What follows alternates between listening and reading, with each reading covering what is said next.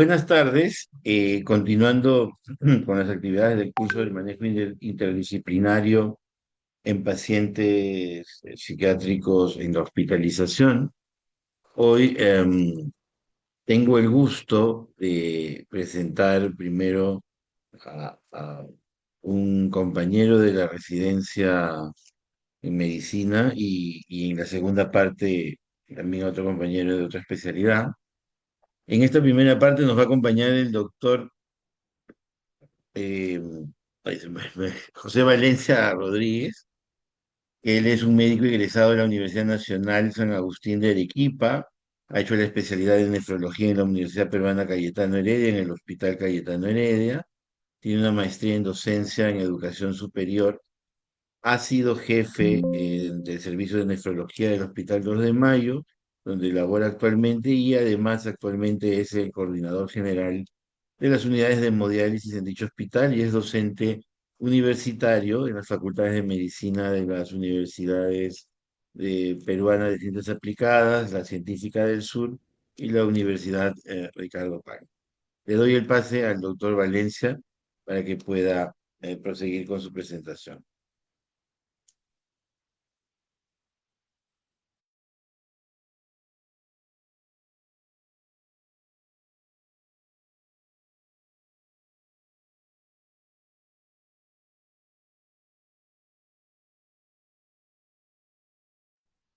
Sí, José, tu micro está Bien, apagado. buenas tardes. Agradezco la invitación de la Sociedad Peruana de Medicina Interna y del Consejo Regional 3 del Colegio Médico del Perú por la invitación, ¿no? Y en la persona del doctor David Mateo, por haber tenido la deferencia de hacerme participar en este interesante curso del manejo multidisciplinario del paciente con enfermedad mental. Bien, el día de hoy vamos a ver lo que corresponde a el riñón o la nefropatía y cuadros de enfermedad mental. La agenda que vamos a desarrollar básicamente se divide en hiponatremia y psicofármacos y la toxicidad renal por litio. Bien, entonces empecemos. Antes de entrar de lleno en el tema, recordemos que la nefrotoxicidad por fármacos usualmente se define como la alteración en la función renal, ya sea causada en forma directa o indirecta por el uso de la medicación. Y puede ser de dos grandes tipos. Puede ser dosis dependiente, donde usualmente la disminución del fármaco o la suspensión del fármaco llevan a la resolución del cuadro. Pero también puede ser idiosincrática. Y en ese caso no hay mucho que hacer, hay que retirar el fármaco y probablemente inclusive la alteración persista después de ello. Teniendo en cuenta esos conceptos básicos de farmacología, recordemos, ok, ¿qué se produce entre hiponatremia y psicofármacos? Es un tema bastante conocido donde hay bastante evidencia y vamos a verlo a continuación. Bien, ok. Recuerden que la hiponatremia está definida por una concentración de sodio menor de 135 milimoles por litro. Puede tener diferentes grados de severidad. Bien, es un trastorno bastante frecuente en el paciente hospitalizado, no en el ambulatorio. A nivel mundial se reporta que entre el 15 y 30% de pacientes hospitalizados tienen algún grado de hiponatremia. En nuestro medio hay algunos escasos estudios, uno de ellos es de mi maestro, el doctor Javier Ciesa, que en la Ciudad Cayetano Heredia determinó que nuestra prevalencia del trastorno era similar al reportado mundialmente. Alrededor de 22% de pacientes hospitalizados en servicios de medicina cursan con algún grado de hiponatremia. Bien, cuando enfrentamos un paciente con hiponatremia, uno clínicamente debería pensar qué cuadro clínico va a presentar para que mi paciente sea diagnosticado con hiponatremia. Pero en el caso de este trastorno, realmente no es así. Sucede que la mayoría de veces la hiponatremia es un hallazgo de laboratorio y no una búsqueda activa por un cuadro clínico, porque la gran mayoría de hiponatremias son asintomáticas. Entonces, los pacientes con hiponatremia suelen tener ningún síntoma asociado porque suelen ser crónicos. La mayoría de hiponatremias sintomáticas son las agudas, que no son lo que vamos a ver hoy día. Rara vez una hiponatremia crónica se vuelve sintomática cuando está asociada a la disminución severa del sodio por menos de 125. Bien, entonces, el cuadro clínico es tan inespecífico que no nos lleva al diagnóstico. Solo para recordar, se ha descrito que tiene principalmente manifestaciones nerviosas, ¿ok? Neurológicas, y algunas manifestaciones gastrointestinales y musculoesqueléticas. pero son inespecíficas y realmente es difícil sospechar el diagnóstico. Realmente no lo encontramos en algún examen de electrolitos que se le toma al paciente. Bien, si sucede eso, entonces lo primero que tendría que hacer el médico psiquiatra es hacer el diagnóstico de la hiponatremia. Sabemos que las hiponatremias clásicamente pueden ser hipovolémicas, están asociadas a un cuadro de pérdidas de volumen y de sodio, pueden ser hipervolémicas, usualmente por cuadros cardíacos, por falla hepática o por falla renal, y esta es la que nos compete, la euvolémica, el paciente que clínicamente no tiene alteración del volumen y tiene hiponatremia. Y entonces, una de las causas viene a ser esto, el síndrome de inapropiada antidiuresis, que es el que nos reúne ahora. Ok, si tenemos esta sospecha, lo que habría que ver es qué causa puede tener esta hiponatremia euvolémica. Hay múltiples causas para el síndrome de inapropiada antidiuresis. Básicamente podemos resumirlas en que o son neoplasias, o son infecciones, o son drogas. Justamente este último grupo es el que nos une. ¿Por qué? Porque hay una serie de drogas que el paciente podría estar recibiendo y que le produzcan el trastorno de hiponatremia. Cuando vemos las drogas, vemos que hay varios mecanismos.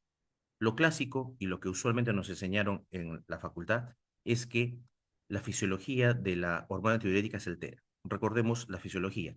La hormona antidiurética se produce en el hipotálamo, en los ganglios supraópticos y paraventriculares. De ahí se almacena en la hipófisis posterior y cuando hay un estímulo normal, por ejemplo, aumento de la osmolaridad sérica o hay hipovolemia, es liberada para que llegue al riñón. En el riñón va a actuar en el nefrón distal, usualmente en el túbulo colector, y en la célula principal del túbulo colector la hormona antidiurética o vasopresina, tiene esos dos nombres, se une a su receptor, al receptor tipo 2. Una vez que se une, va a inducir cambios celulares, va a alterar, ¿no?, la célula mediado por el AMP cíclico y la fosfoquinasa A. Y entonces se dan principalmente la siguiente acción.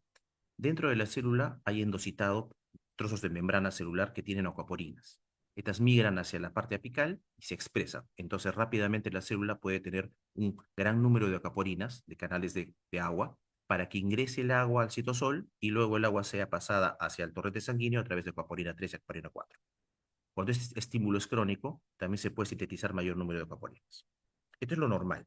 Entonces uno piensa que cuando uno recibe una droga que induzca el trastorno, lo que va a suceder es que se va a estimular este proceso y se va a liberar mayor cantidad de ADH. Es cierto, algunas drogas producen eso, y esto es lo que se llama el SIHA, el síndrome de secreción inapropiada de hormona antidiurética. Sin embargo, ahora se sabe que este no es el principal mecanismo. Hay otros dos mecanismos. Uno es la activación del receptor de vasopresina, es decir, se activa este receptor y va a producir todos los cambios que ya he descrito. Y el otro mecanismo es el incremento de expresión de acuaporina 2. Estos dos mecanismos que están acá a la derecha no tienen que ver con un incremento de la cantidad de vasopresina en sangre. Son independientes del aumento del ADH. Son activaciones, ¿no?, puntuales por la droga, tanto de las acoporinas o del receptor de vasopresina. Todo esto es lo que actualmente se conoce como síndrome de inapropiada antidiuresis. Ya no se usa el término de SIHA. El término de SIHA solamente debe estar limitado a este mecanismo. ¿Ok? Pero si queremos hablar en general de todos los trastornos, es un SIAD, ¿no? El síndrome de inapropiada antidiuresis. Entonces, tenemos un paciente que desarrolla hiponatremia, hipovolémica, no tiene una causa aparente y es usuario de un psicofármaco. ¿Cuáles son los psicofármacos que se asocian al SIAD? Pues acá está la lista. Tenemos básicamente 5 grupos: antidepresivos, antipsicóticos, antiepilépticos, litio y opioides. De estos 5 grupos, el que está más relacionado al desarrollo de SIAD son los antidepresivos. Tenemos principalmente los inhibidores selectivos de la recaptación de serotonina, que tienen un riesgo alto y una asociación marcada, y dan un SIAD nefrogénico. ¿Ok? Y el segundo grupo, un poco menos que el anterior, son los inhibidores de la recaptación de serotonina y norepinefrina, que dan un SIAD clásico, ¿ok?, que también con asociación marcada. El otro fármaco que se asocia bastante a esto es la carbamazepina y la oxacarbazepina, ¿ok? Tienen una intensa asociación y dan también un SIAD nefrogénico. Las demás drogas, como pueden ver, es menos. Los antidepresivos noradrenérgicos y serotoninérgicos son un poco menos. Los antipsicóticos de primera y segunda generación menos, más los de primera que los de segunda. El litio es variable y los opioides también un poco. Entonces, En el paciente psiquiátrico, con manejo psiquiátrico, uno debe tener la precaución de vigilar los niveles de sodio si recibe alguna de estas drogas porque podría desarrollar un cuadro de hiponatremia. ¿Bien? Ok. Esto está bien demostrado, sí. Por ejemplo, les pongo uno de estos estudios en los cuales en cultivo de células del túbulo colector medular interno se cultivan, por ejemplo, con aloperidol y con sertralina y se ve cómo se altera la expresión de aquaporinas en estas células. Entonces está claramente probado que estas drogas producen este efecto que acabo de describir. Bien, entonces yo tengo ya la fuerte sospecha de que mi paciente que está utilizando un psicofármaco tiene un CIA. ¿Cómo hago el diagnóstico? En realidad, los criterios suplementarios casi nunca los utilizamos. Nos centramos en los criterios esenciales. Tenemos un paciente con osmolalidad sérica disminuida, osmolalidad urinaria mayor a 100, que clínicamente está euvolémico, que elimina el sodio en una forma inapropiada, mayor a 30, y que no tiene otra patología que me explique esto. No tiene patología suprarrenal, no tiene patología tiroidea, no tiene patología renal y no ha usado diuréticos. Si cumplo esto, el diagnóstico está hecho. No hay una prueba que me diga exactamente que este trastorno está presentando. El diagnóstico es por sumatoria de criterios.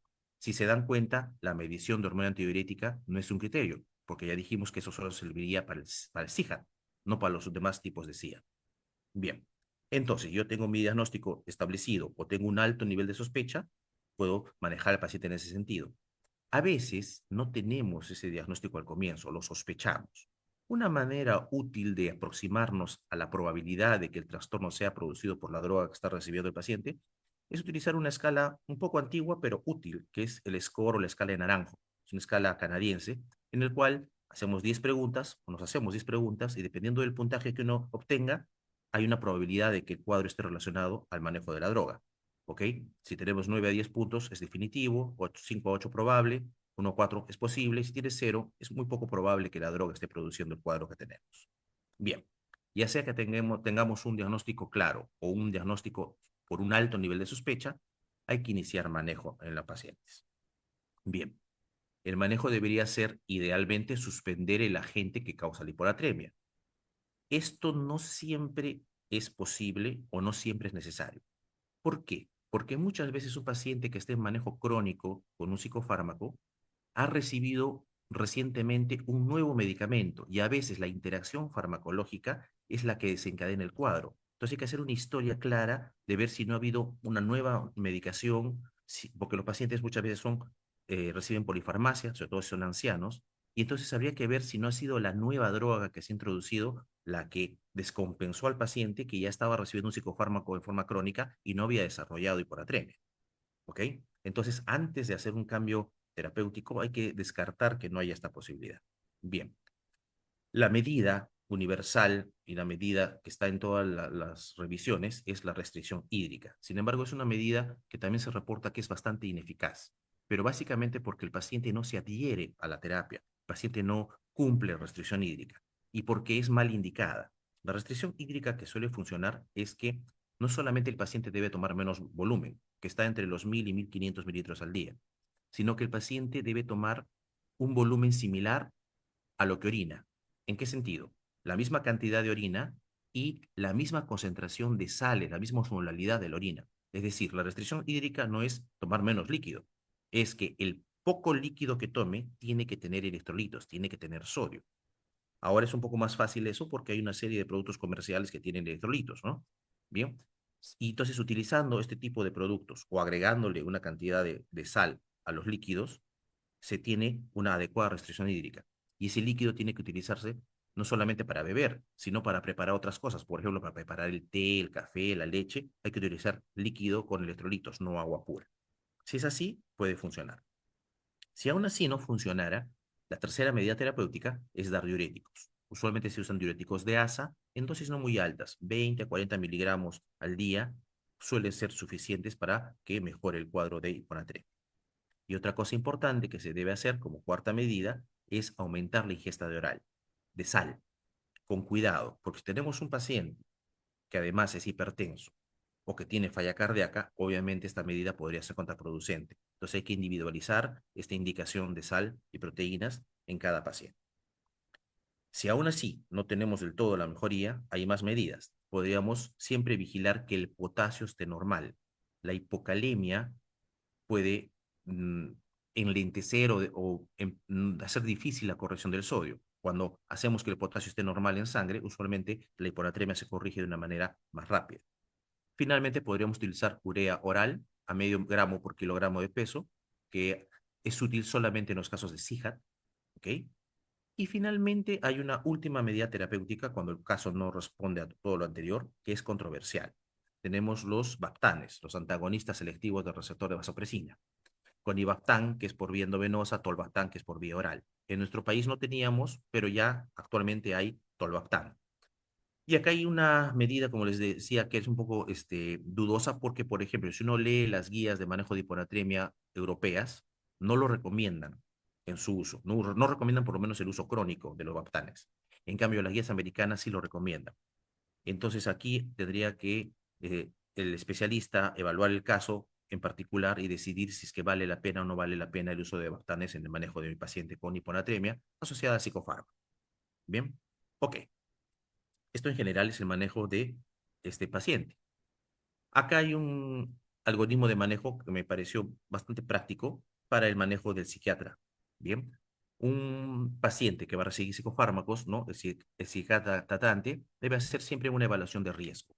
Y una evaluación de riesgo fácil y útil vendría a evaluar todos estos puntos, de los que hemos mencionado, y además algunos puntos como, por ejemplo, el sexo femenino, el adulto mayor, el uso y abuso de alcohol, el uso de metanfetaminas, ¿ok?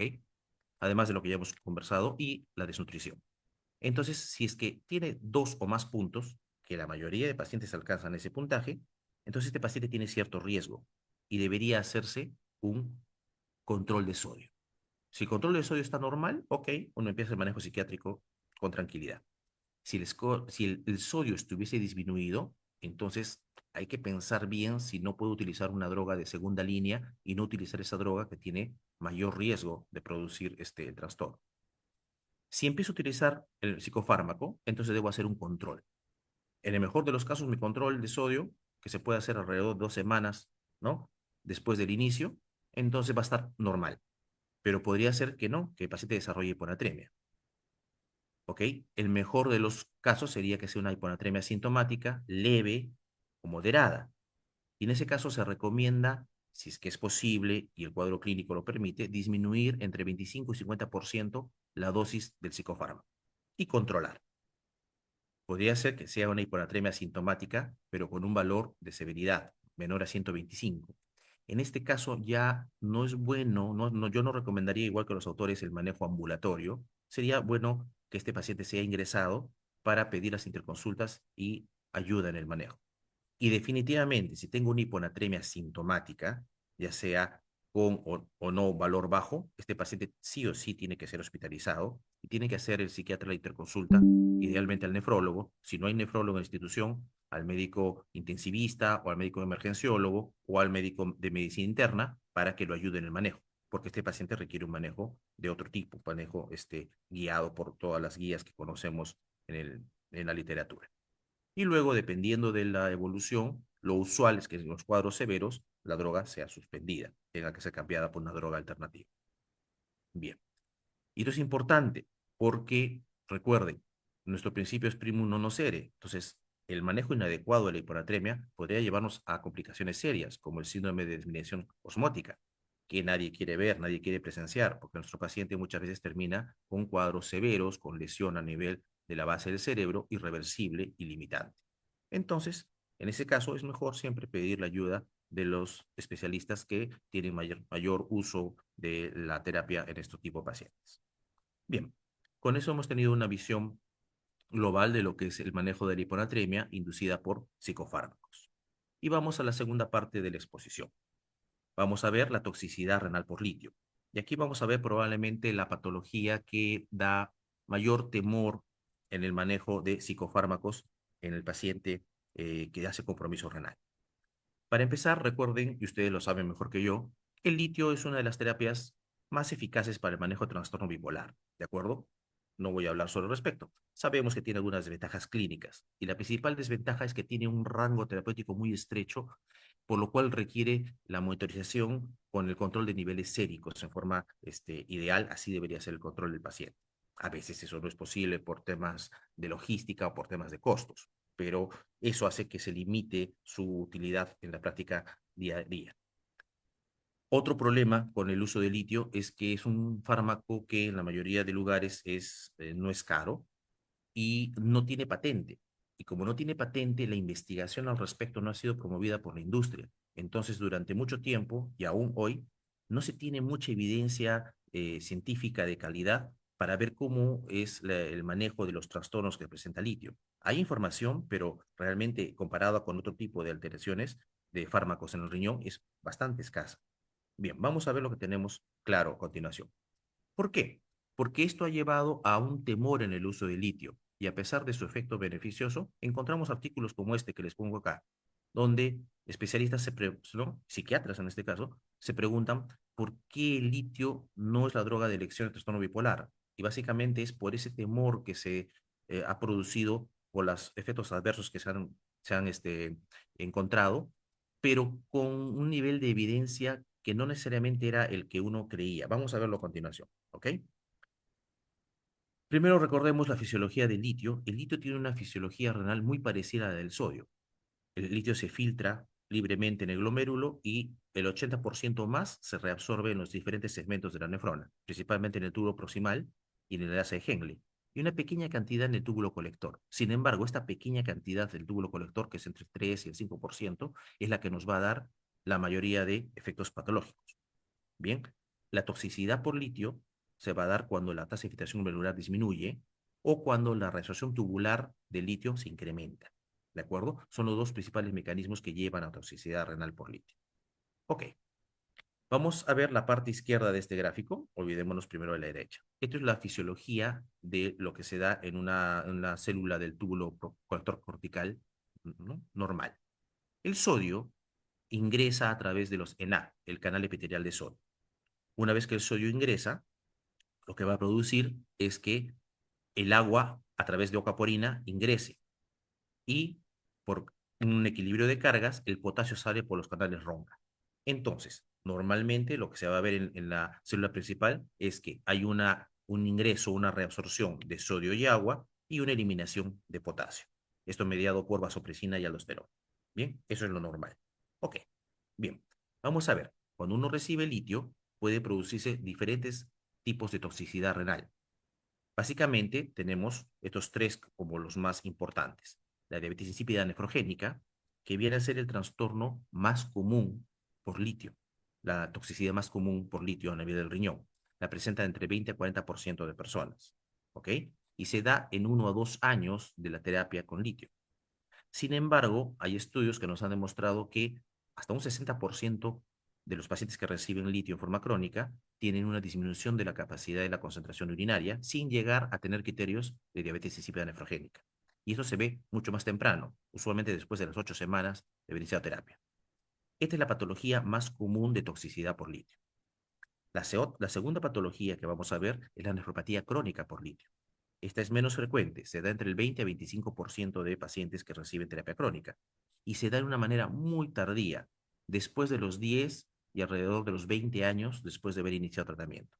Tiene varias formas de manifestación.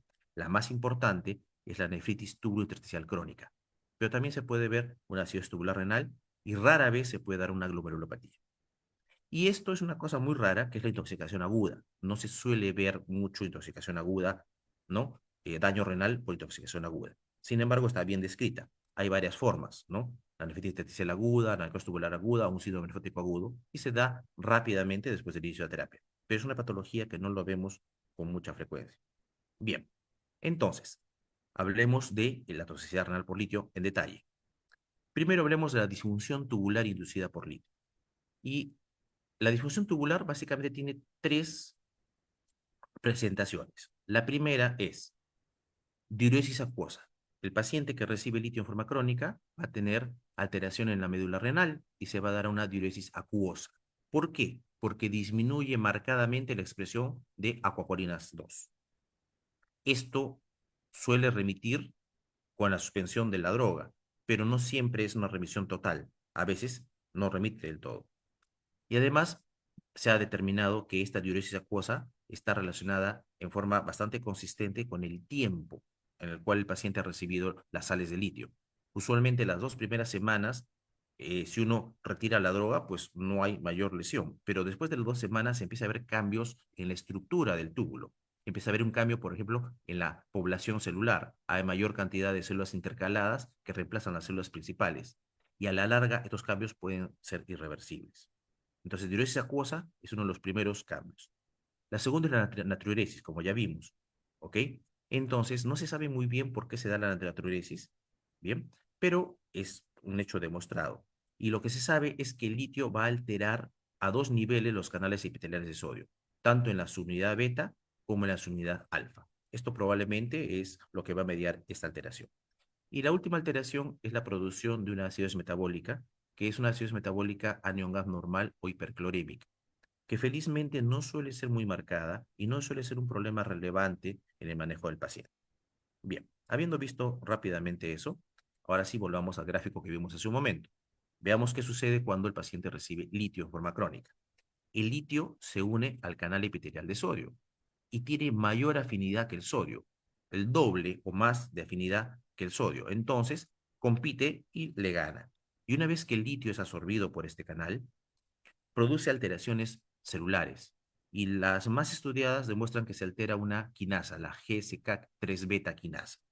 Esto va a hacer que se bloquee la absorción de agua. Al bloquearse la absorción de agua, entonces va a haber poliuria. Ya vimos que además hay natriuresis, que no se sabe muy bien cuál es el mecanismo, probablemente porque el sodio no puede entrar por los ENAC. Y entonces no se elimina el potasio, y el potasio se queda. No es común ver hipercalemia, pero por lo menos hay una tendencia, un riesgo a hacer hipercalemia si es que hay otro factor concomitante. Entonces, ¿qué va a presentar mi paciente que está en manejo crónico con sales de litio? Lo que va a presentar es poliuria y por ende polidipsia, que es lo que me lleva a sospechar el trastorno. Entonces, el cuadro clínico de la diabetes insípida nefrogénica es justamente poliuria y polidipsia, como ya vimos. Podría producirse hipercalcemia. La hipercalcemia, además, empeora el cuadro clínico, hace que la diabetes insípida sea un poco más intensa. Y como les decía, puede haber algún grado de acidosis tubular renal. Esto es lo que vamos a encontrar en la analítica de los pacientes. Un paciente que tiene mucha sed, orina mucho, le encuentran que hay una mala capacidad de concentración urinaria, podría haber hipercalcemia y algún grado de acidosis tubular, o sea, acidosis metabólica anión normal. Con eso sospechamos el diagnóstico. Y entonces lo que debería hacer el psiquiatra es hacer un estudio básico, medir electrolitos séricos. Si el paciente tiene acceso libre al agua, si es un paciente funcional, la sed va a hacer que el paciente tome la cantidad suficiente de agua para mantenerse euvolémico y para que sus electrolitos séricos sean normales. Pero si el paciente no tiene acceso libre al agua, ahí viene un problema, porque va a desarrollar hipovolemia y puede desarrollar hipernatremia. Entonces, eso va a depender de cuál sea la funcionalidad del paciente. Hay que tomar un control de glucosa para ver si la poliuria no es parte de una diabetes mellitus no controlada. Se debería medir idealmente osmolaridad urinaria, que en el cuadro de la diabetes insípida va a estar menor a 200. Pero esto no está disponible en todos los hospitales, en todos los centros de salud. Entonces, usualmente lo que se pide es que se haga una gravedad específica urinaria, que también no está muy disponible. En último caso, lo que podrían hacer es un examen de orina para ver la densidad urinaria y si es menor a 1005, es compatible con el cuadro. La osmolaridad sérica no baja, tampoco se eleva dependiendo de si hay o no hay hipernatremia, pero suele estar más de 280 siempre. Y la medición de la hormona antidiurética solamente sería útil si es que tenemos laboratorios confiables que midan. La medición de hormona antidiurética tiene laboratorialmente un proceso un poco complejo. Entonces hay que estar seguros que el resultado va a ser fiable para poder tomarla y interpretarla. Si no, mejor es no pedirla. Finalmente, el volumen urinario, la monitorización del volumen urinario nos va a decir que es poliuria. Dependiendo la guía que lean, usualmente poliuria se considera cuando la diuresis es mayor a 1.5 mililitros por kilogramo al día, por hora al día. Entonces, si el paciente cumple con estos criterios, uno debería sospechar que hay una diabetes insípida nefrogénica. Y en ese caso, el psiquiatra debería pedir la interconsulta.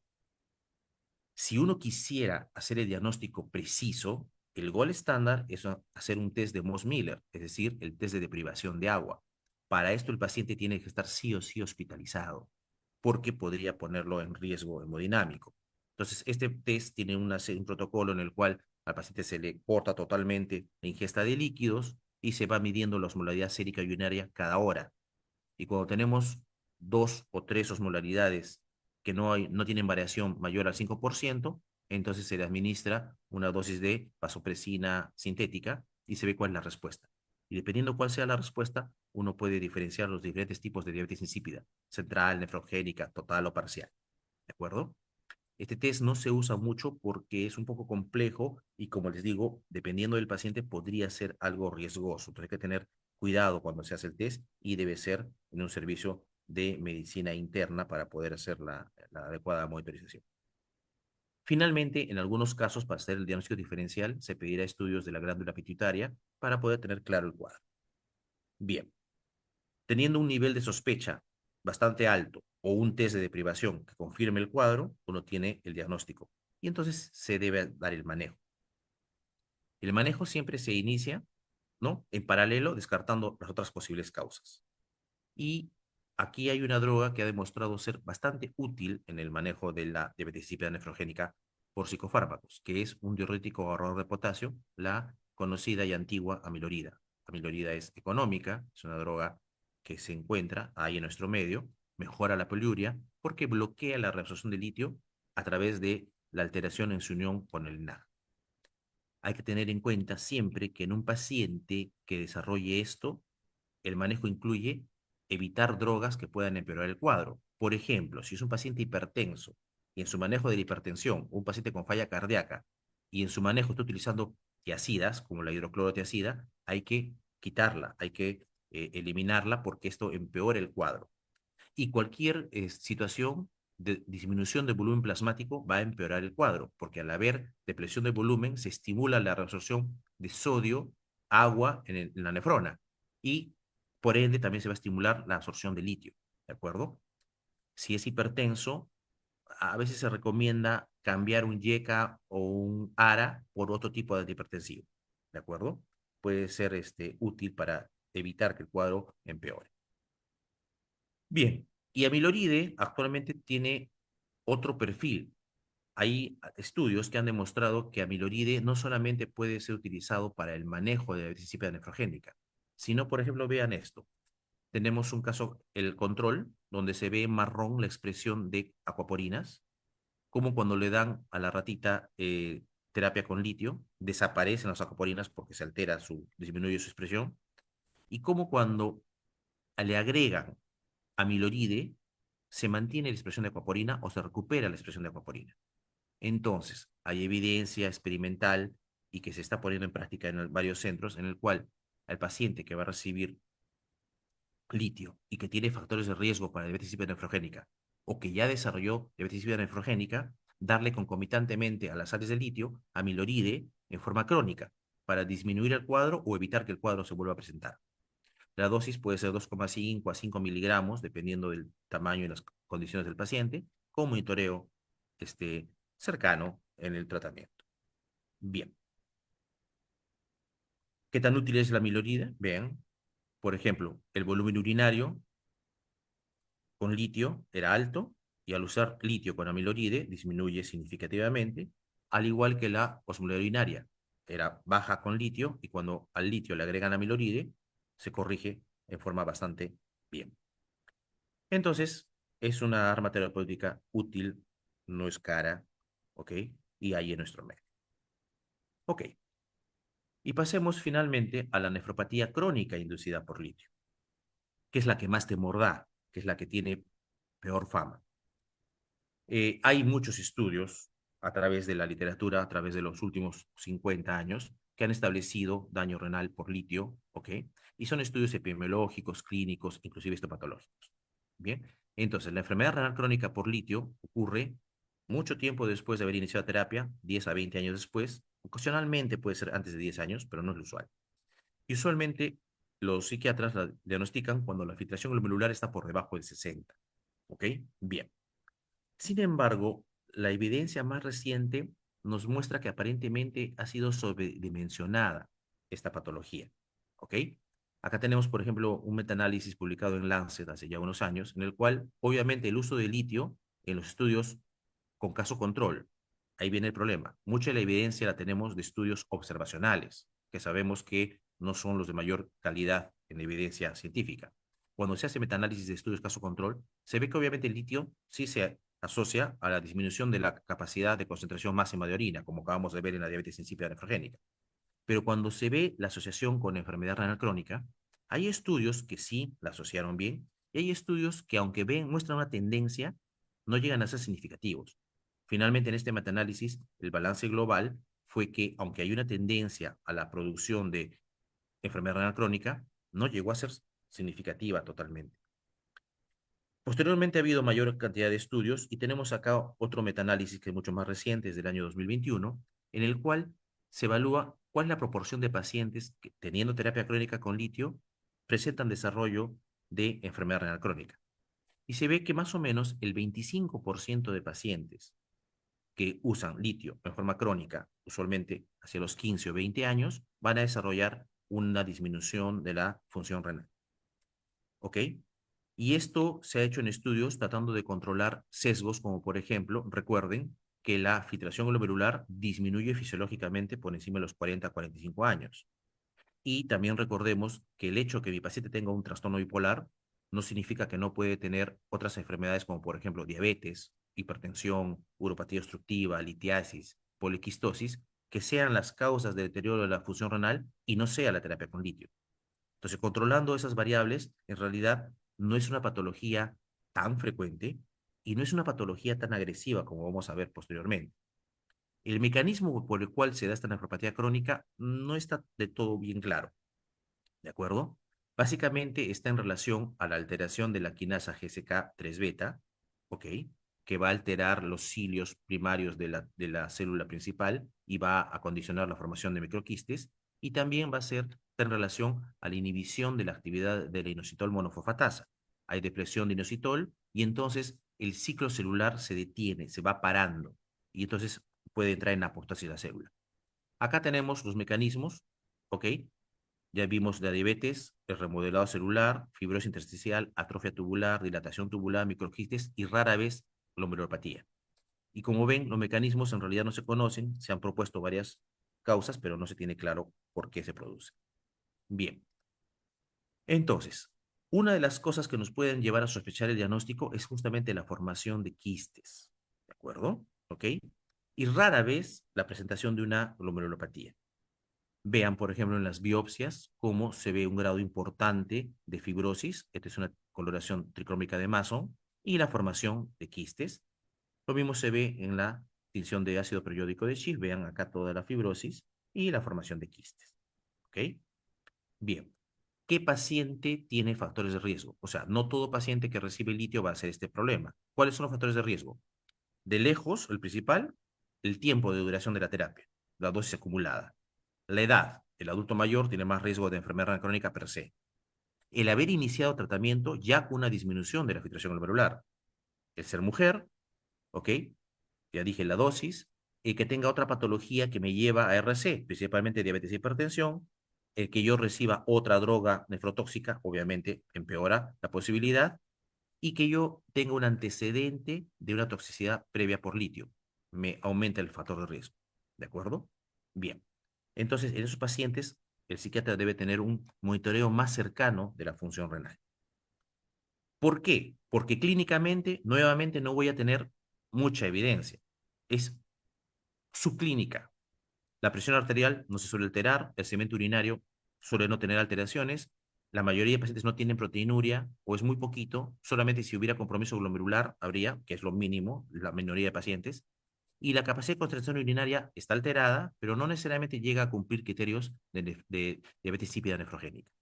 Entonces, uno sospecha el diagnóstico cuando tengo un paciente que desarrolla un cuadro de enfermedad renal de tipo túbulo intersticial y no tiene otra explicación. Y usualmente va a requerir una biopsia para poder confirmar el diagnóstico. Lo interesante es que los estudios han demostrado que la progresión del cuadro es lenta, 2,2 mililitros por minuto por año. Recuerden que por encima de los 45 años, la caída fisiológica de la función renal es 1 mililitro por año. Entonces, digamos que se duplica, pero esto no es agresivo. Y más o menos hasta un 30% van a llegar al estadio final de enfermedad renal, van a requerir diálisis, usualmente 20 años después de haber iniciado tratamiento, y la edad promedio de inicio de diálisis es a los 65 años. Entonces, no es un cuadro agresivo. Acá vean, por ejemplo, la ayuda diagnóstica es tomarle una resonancia magnética, donde se pueden ver claramente los microquistes que se producen en la nefropatía asociada al litio.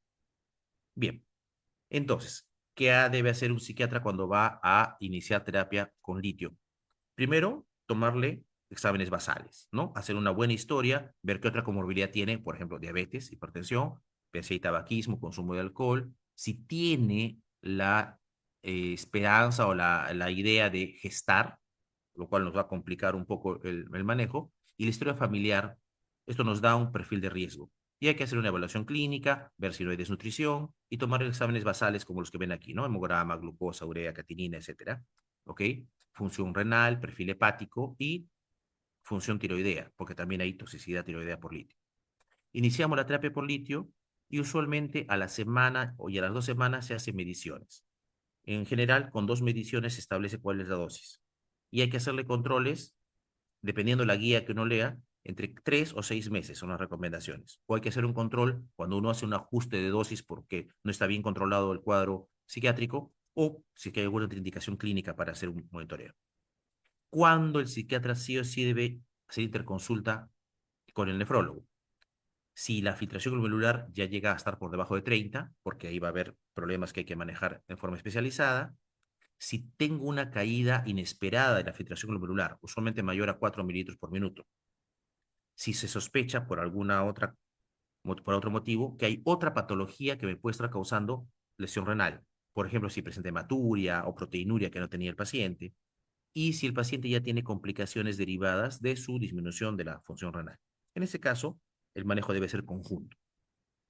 Bien, el manejo debe empezar por la prevención, como ya hemos mencionado. Hay que mantener siempre el rango terapéutico. Lo recomendado actualmente es mantener entre 0,6 y 0,8 milimol por litro, ¿de acuerdo? Porque a mayor nivel de litio se da mayor gravedad de intoxicación, como pueden ver aquí, leve, moderada o severa.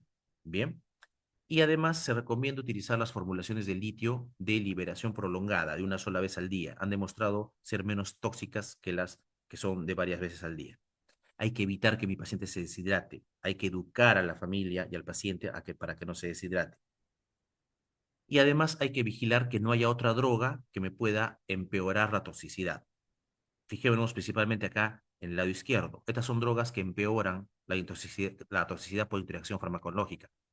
Las tiazidas, espironolactona, los yecas, los aras y los aines, que son drogas de uso bastante común. Entonces hay que tener cuidado con esto y si requerimos controlar la presión, utilizar otro tipo de drogas, como por ejemplo bloqueadores de canales de calcio. Bien. Finalmente, el tratamiento, cuando ya hay un deterioro importante de la función renal, me plantea un gran dilema, porque nuestro primer impulso sería, hay que quitar el litio porque está dañando al riñón y hay que darle una droga de segunda o tercera línea para que estabilice el ánimo.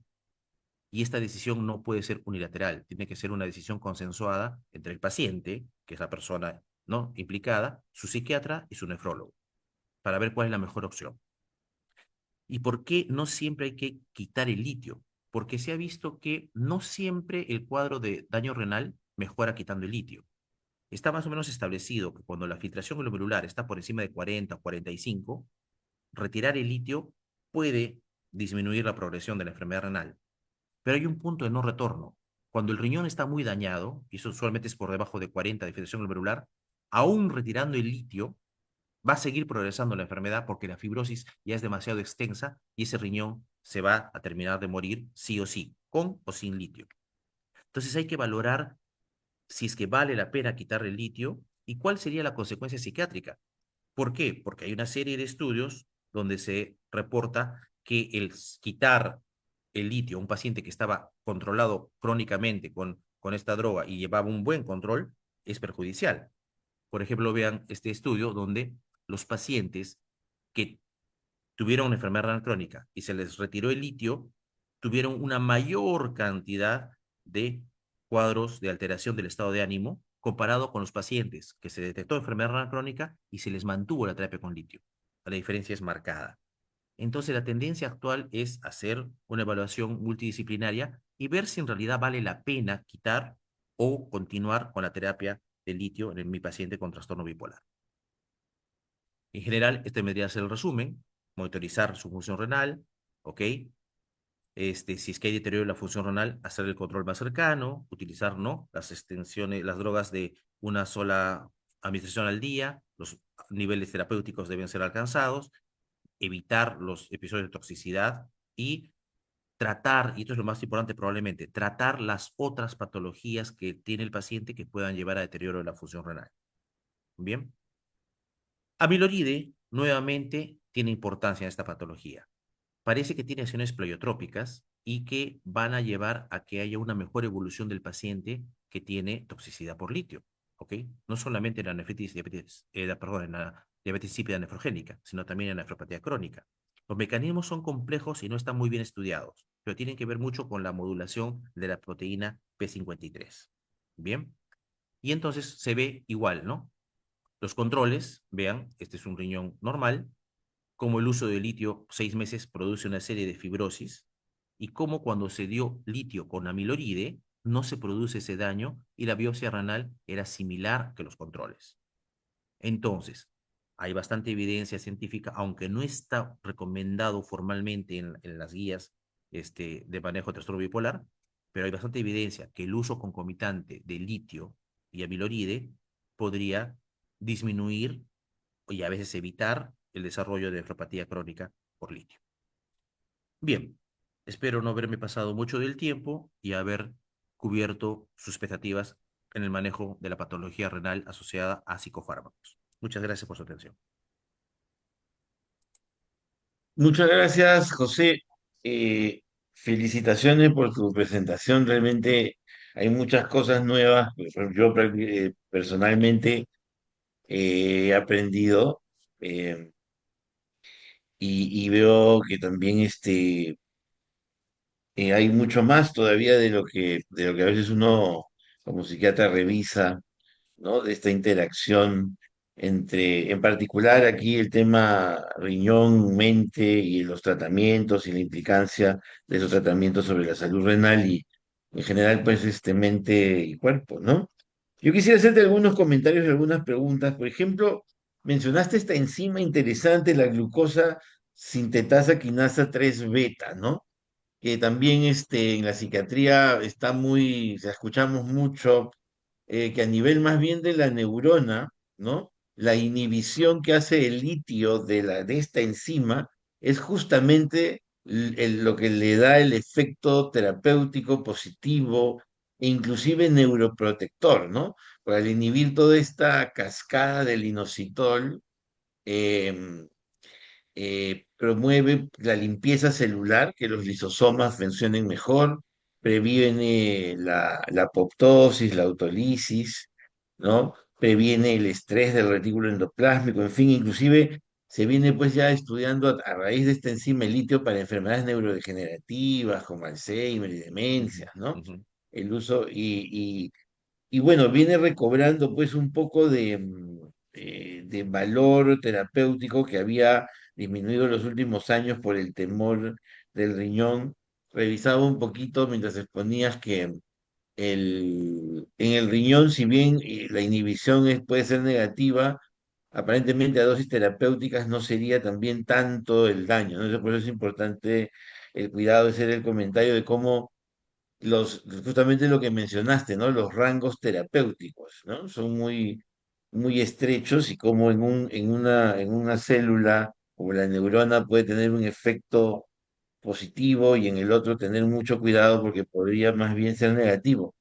Y preguntarte, algunas guías para psiquiatras mencionan, por ejemplo, que no empezar litio por debajo de una depuración de 45 y también mencionan una herramienta que puede ayudar, no recuerdo ahorita yo los valores exactos, pero esta relación albúmina, creatinina en la orina. No sé si me podrías comentar algo sobre eso. Ya. Ok, sí, mira, es interesante yo creo, el cambio de enfoque que se le está dando a la terapia con litio, ¿no? Porque es cierto, yo digo, ¿no? Tengo una enfermedad renal avanzada, más allá de estadio 3, estadio 4, ¿no? O sea, por debajo de 30 de filtración. Ujú, Y entonces, tengo un paciente que tiene un trastorno bipolar, que puede estar en fase maníaca, en fase depresiva, no lo sé. Y entonces, mira, siendo nefrólogo lo que voy a decir, ¿no? ¿Qué es más riesgoso? ¿Que no controle bien su trastorno y el hombre termine suicidándose? ¿Que proteger que se muera su riñón en los siguientes 10 años? ujú. Ah, Entonces, ¿te das cuenta?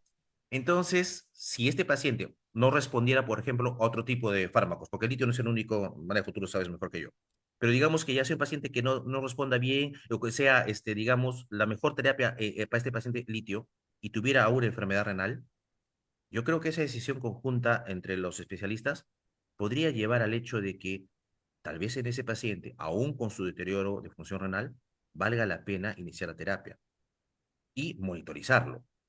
Ahí viene el punto, la monitorización del paciente, ¿no? ujú, ujú, ujú. Si se da una caída importante, más de 5 mililitros por minuto de filtración glomerular por año, pues sí, ¿no? O sea, ya no está bien.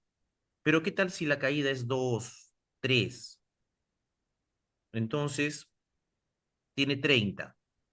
A 3 por año, se va a demorar 7, 8 años en llegar a estadio 5.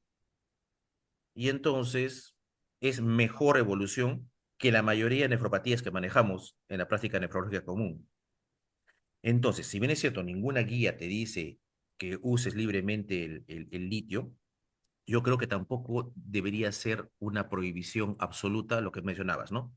Que si tienen debajo de 30 de filtración glomerular, está proscrito el uso de litio. Y que si tiene una albúmina creatinina mayor a 30, no se debe Ujú, utilizar. Yo creo que estamos en un momento en el cual debería individualizarse de cada paciente. Y la individualización no solamente va a depender de la patología de fondo, sino depende de qué acceso a un servicio de salud tenga. Si mi paciente tiene la posibilidad de que yo lo vea, lo controle y le tome controles, dosajes de litio séricos y pueda monitorizar su manejo, bacán. Pero si el pobre hombre vive, pues, en, no sé, en un pueblo joven y no hay donde hacerle un control, entonces ahí sí, pues, no hay forma de que sea seguro el manejo. Y me ujú, has hecho ujú. recordar, hay varias cosas que no he puesto, ¿no? Por el tiempo, pero por ejemplo, hay varios reportes, y eso no, yo no lo conocía. Me ha sido muy interesante revisar el tema porque había cosas que, al igual que tú, no las tenía claras, ¿no? Hay un montón de reportes de manejo de litio de los pacientes que ya están en hemodiálisis. Mm, Y la mayoría de reportes dicen que es seguro, es bastante seguro el uso de litio en el paciente aún en hemodiálisis.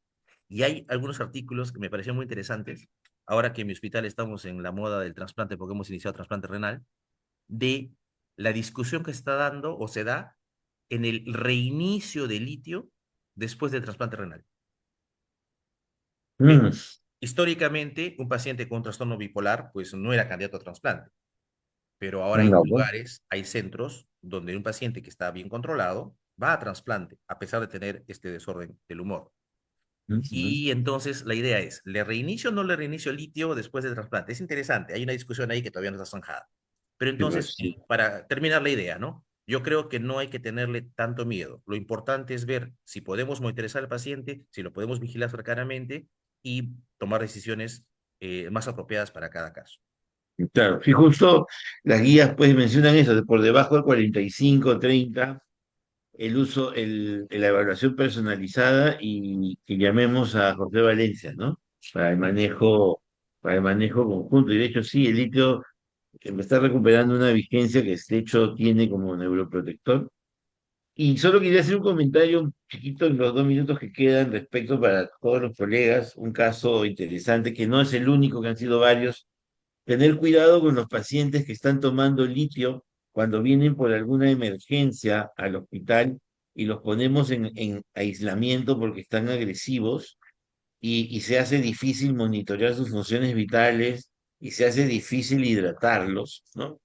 Han habido casos de pacientes que han estado aislados digamos, por protegerlos a ellos y a los demás, pero que finalmente luego, cuando uno los va a ver, están contrastando el sensorio y se les hace su sodio y están pues en 160, 155, ¿no? Porque ya venían seguramente con algún grado de diabetes insípida y esta falta de agua empeoró el cuadro, ¿no? Hay que monitorearlos muy, muy de cerca. José, muchísimas gracias. Estamos con Laura muy contentos y ha sido una actualización muy, muy interesante. Te agradezco mucho y espero poder invitarte para siguientes actividades. Ok, muy agradecido por la invitación. Ha sido un gusto compartir con ustedes y con los colegas de psiquiatría. Muchas gracias. Muchas gracias. Bueno, a continuación, también tengo el gusto de presentar a, a un colega con que también compartí la residencia, el doctor Rubén Romero Correa. Él es cardiólogo clínico, graduado en la especialidad en la Universidad Peruana Cayetano Heredia, en la sede del Hospital Cayetano Heredia. Él es miembro asociado de la Sociedad Peruana de Cardiología y titular de la Sociedad Peruana de Hipertensión Arterial, médico cardiólogo de staff en la Clínica Delgado y además profesor universitario en la Facultad de Medicina en la Universidad de Piura. Rubén, por favor, podrías compartir y iniciar. Muchas gracias, David, por la presentación, por la oportunidad de estar acá ahora con todos ustedes. Entonces, hemos dividido la presentación en tres partes a tu solicitud. Y bueno, agradeciendo la tribuna y compartir esta ponencia con mi amigo José Valencia y bueno, con tu extraordinaria moderación. Eh, a ver, entonces, como primera parte vamos a esbozar un poco lo que significa, eh, un segundo.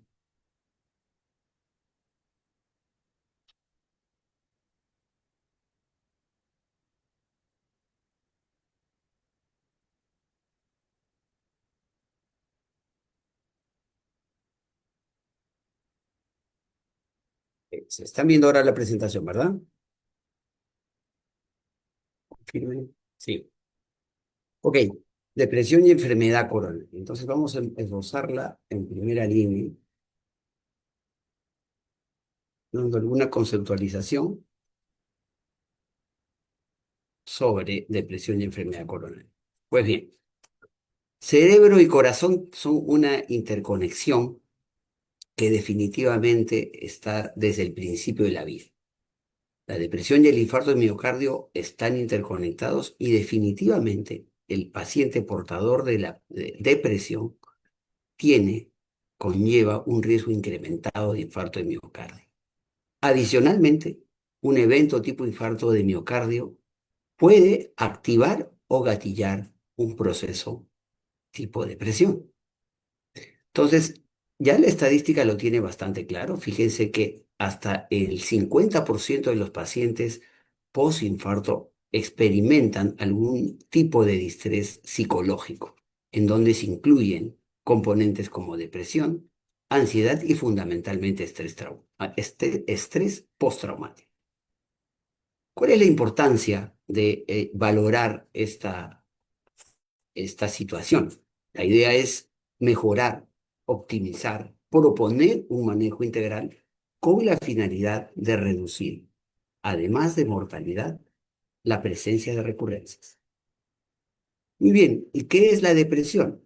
La depresión es un trastorno del ánimo que se caracterizan por una serie de situaciones en donde destacan la tristeza, destaca la pérdida del interés, destaca la fatiga, algunas alteraciones con el sueño, algunas alteraciones con el apetito también.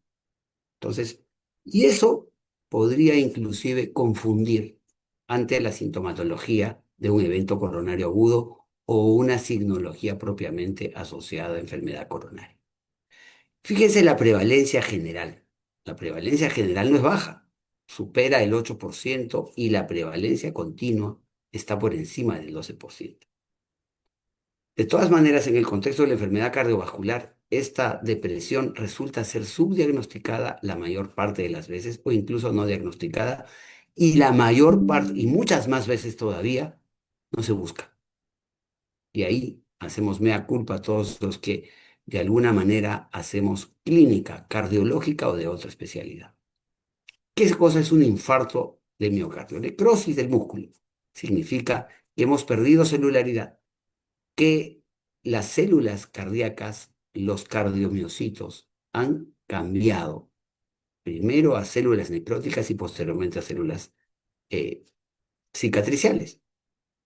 Y esto se produce fundamentalmente por una obstrucción prolongada del flujo sanguíneo coronario. Las causas ahí las tenemos esbozadas.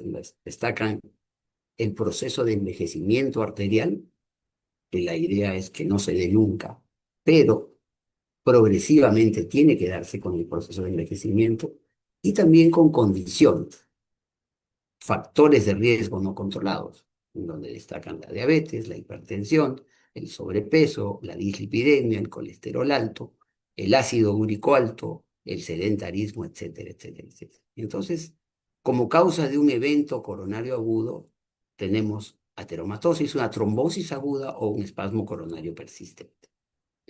¿Y cuáles son los síntomas? Y estos podrían, vuelvo a repetir, confundirse con síntomas depresivos. Entonces, dolor torácico, falta de aire, náuseas, pero en algunos casos puede aparecer simplemente anhedonía, desgano, fatiga, y puede ocurrir y pasar como silente, sobre todo en cierto tipo de pacientes, como los adultos mayores, el grupo de las mujeres, los pacientes fumadores, los pacientes con diabetes. Tenemos una gama de posibilidades allí. Esta es la prevalencia. Fíjese cuál es la prevalencia de depresión en pacientes con enfermedad cardiovascular. Supera el 20%. Y fíjense que específicamente en el grupo postinfartado, hasta un tercio de los pacientes, 30 y más por ciento, desarrollan depresión.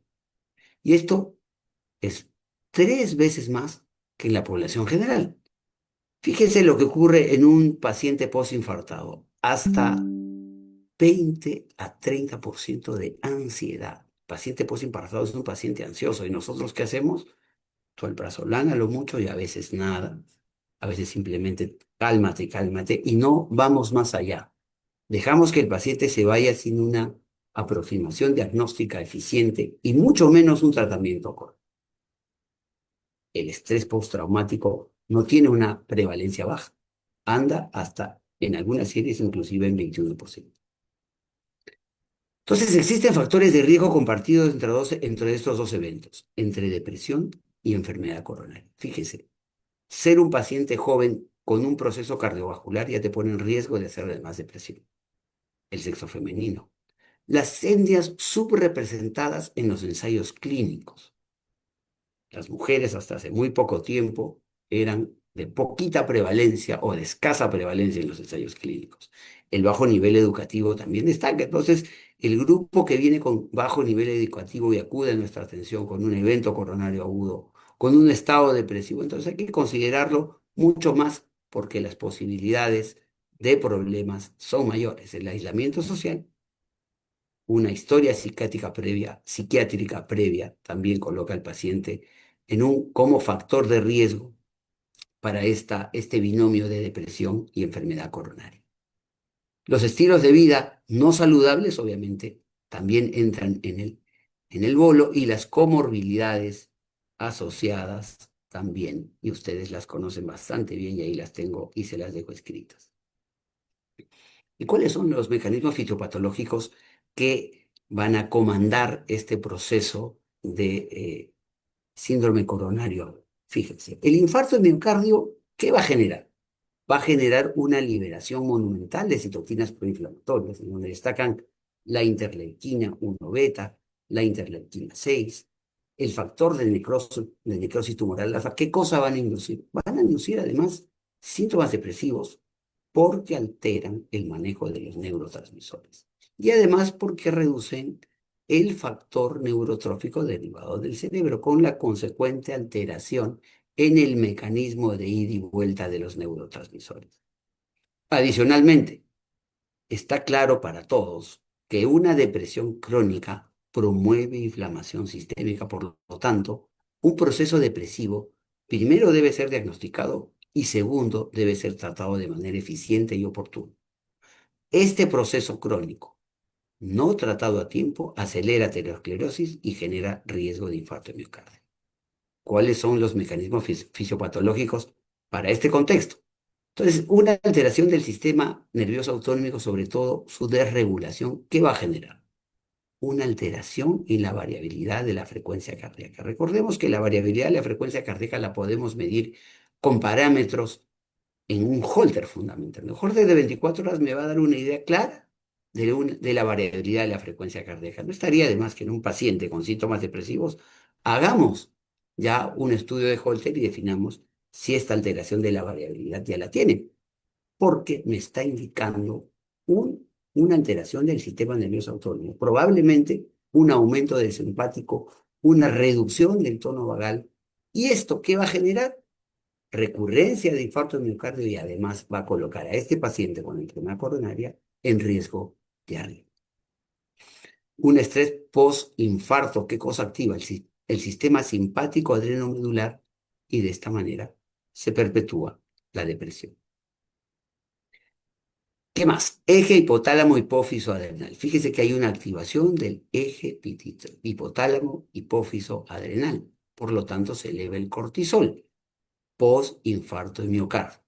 Y eso genera ritmos aplanados, sobre todo en pacientes depresivos, afectación de la capacidad que tiene el paciente de manera natural de enfrentar el estrés.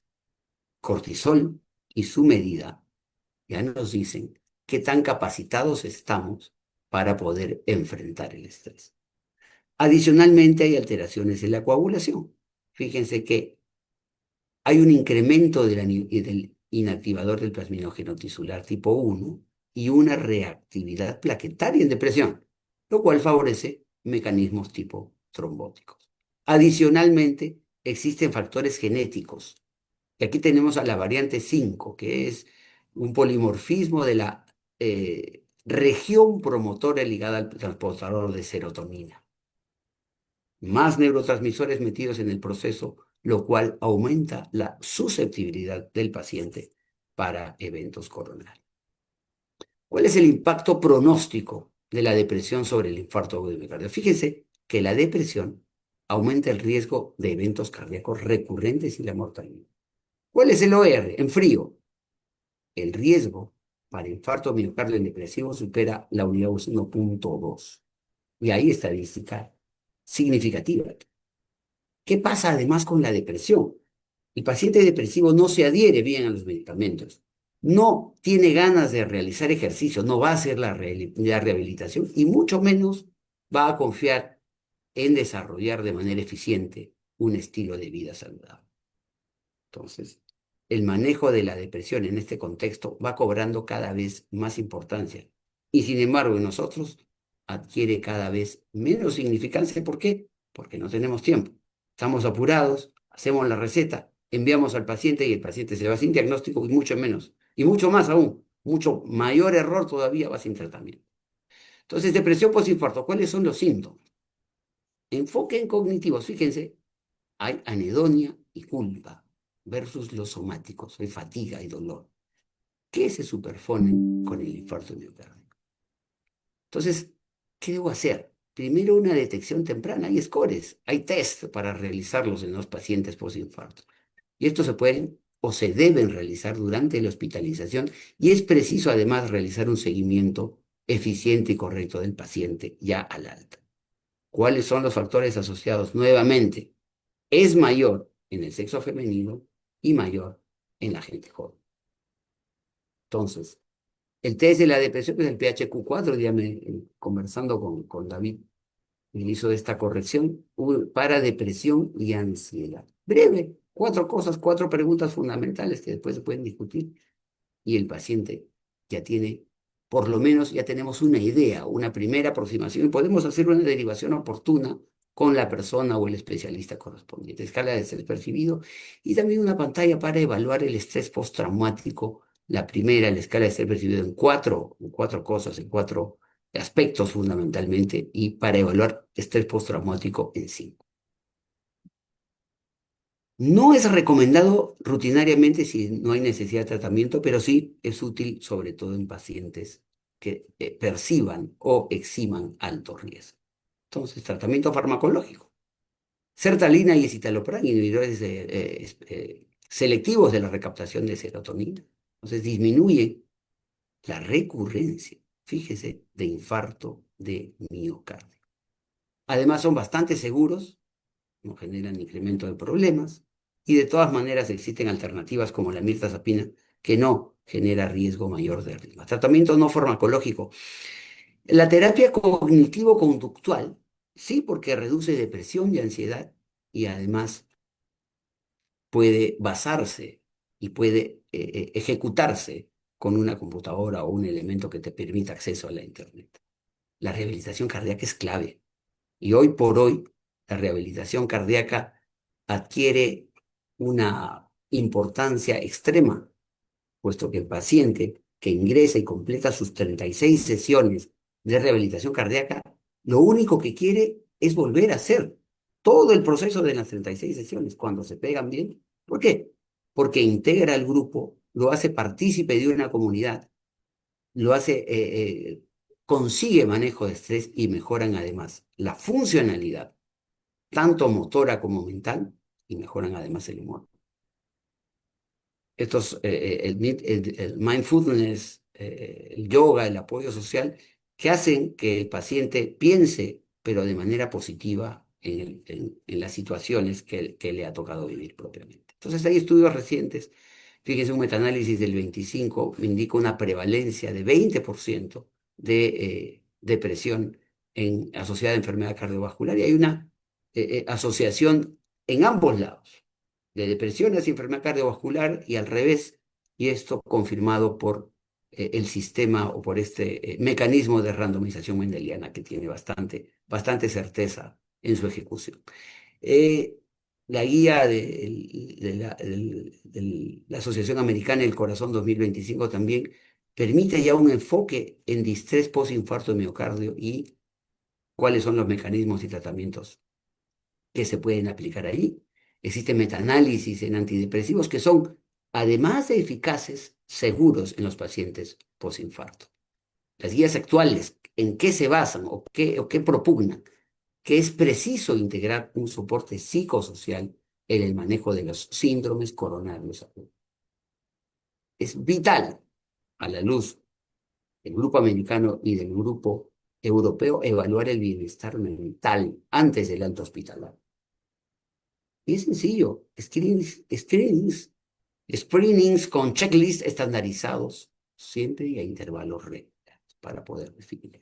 Entonces, y la prevención, siempre promover estilos de vida saludable, intervenciones tempranas y un screening sobre todo en pacientes de alto riesgo cardiovascular y en aquellos pacientes que en el contexto de un síndrome coronario agudo tienen criterios de riesgo. No olvidemos a los que tienen tratamiento psiquiátrico previo, a los que son fundamentalmente jóvenes y al grupo de riesgo femenino, fundamentalmente. Entonces, programas colaborativos implican un proceso de integración de salud mental, propiamente cardiología. Estudiante, su caso clínico cortísimo, mujer de 55 años, postinfarto, desarrolla depresión con un score de riesgo alto. Intervención, se le hace inhibición de la recaptación, se la medica con un inhibidor selectivo de la recaptación de serotonina, además una terapia cognitivo-conductual más rehabilitación cardíaca. Resultado, reduce síntomas y menos recurrencia. Entonces, como conclusiones, la depresión postinfarto es común y genera un empeoramiento pronóstico. Es preciso un tratamiento de multiespecialización, con un criterio fundamental de prevención para mejorar calidad de vida y asegurar la supervivencia en buen estado. Es preciso un llamado a la acción, integrar salud mental propiamente en cardiología. Bueno, vamos a dejar de compartir ahora para levantar el otro EPT. Entonces ahora nos toca hablar sobre síndrome del QT largo. Epa. Vamos a compartir de nuevo.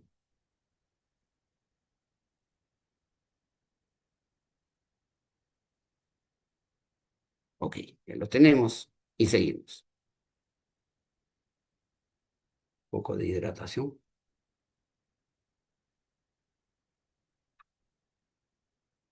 Entonces, síndrome de QT largo y psicofármacos.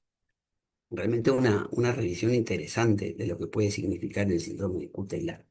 Esto como introducción. Síndrome de QT largo es un trastorno de la repolarización cardíaca, de la repolarización ventricular, que predispone fundamentalmente a lo que nadie quiere. Arritmias malignas, y la peor de todas, y la que mata más rápido, es la torcida de puntas. Entonces, existen ciertamente psicofármacos que prolongan el QT. Entonces, estos psicofármacos eh, que prolongan el QT pueden generar aumento de torcida de puntos y además riesgo de muerte súbita. Fíjense que se reporta un incremento de hasta 10% en los casos con el uso de estos fármacos. ¿Cuál es la importancia de realizar el estudio de este tema? Integrar un screening psiquiátrico para intentar reducir la mortalidad cardiovascular en pacientes con enfermedad mental. Entonces, síndrome del cutelar. Para hablar de definiciones, este puede ser genético o adquirido, ¿correcto? Vamos a ver cuáles son las causas por las cuales uno adquiere el síndrome. Pero para definiciones, en hombres y mujeres, para decir que el paciente tiene síndrome de cutelar, el QT corregido en hombres debe estar por encima de 450 milisegundos, eso debe medir en el electrocardiograma, y en las mujeres más de 460 milisegundos. Muy sencillo de obtener, simplemente hay que hacer el cálculo a través de la fórmula de Bassett, que es la que todavía tiene validez hoy por hoy, después de hacer un análisis correcto del electrocardiograma. Entonces, hablamos de formas congénita y adquirida, hay mutaciones de genes, sobre todo que tienen que ver con los canales de transporte de electrolitos al nivel del corazón, y adquirida aquella que se puede deber al uso de fármacos o propiamente por alteraciones electrolíticas, tipo hipopotasemia o hiperpotasemia, o alteraciones con el metabolismo del calcio. Entonces, ¿cuáles son los síntomas? Bueno, síncope por la taquicardia, que implica una ausencia absoluta de llenado y expulsión eficiente del corazón. Pueden haber palpitaciones.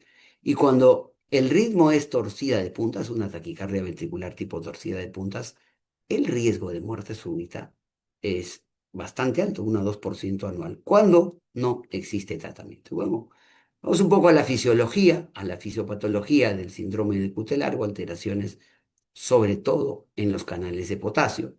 Esta alteración o bloqueo propiamente de los canales de potasio retrasa la repolarización ventricular. Esta repolarización ventricular genera el QT largo y se producen despolarizaciones tempranas, y cuando esta despolarización o extrasístole entra en el periodo refractario se produce esta arritmia severa maligna tipo torcida de punta. Entonces, en el síndrome de QT largo congénito existe mutaciones que reducen la corriente de intercambio de potasio, mientras que en los adquiridos hay fármacos que inhiben este gen, el gen que codifica el canal de potasio que es crucial para la repolarización del corazón. ¿Existen factores desencadenantes? Sí, hay factores desencadenantes. La bradicardia, frecuencia cardíaca lenta, la hipocalemia o, o el estrés adrenérgico propiamente.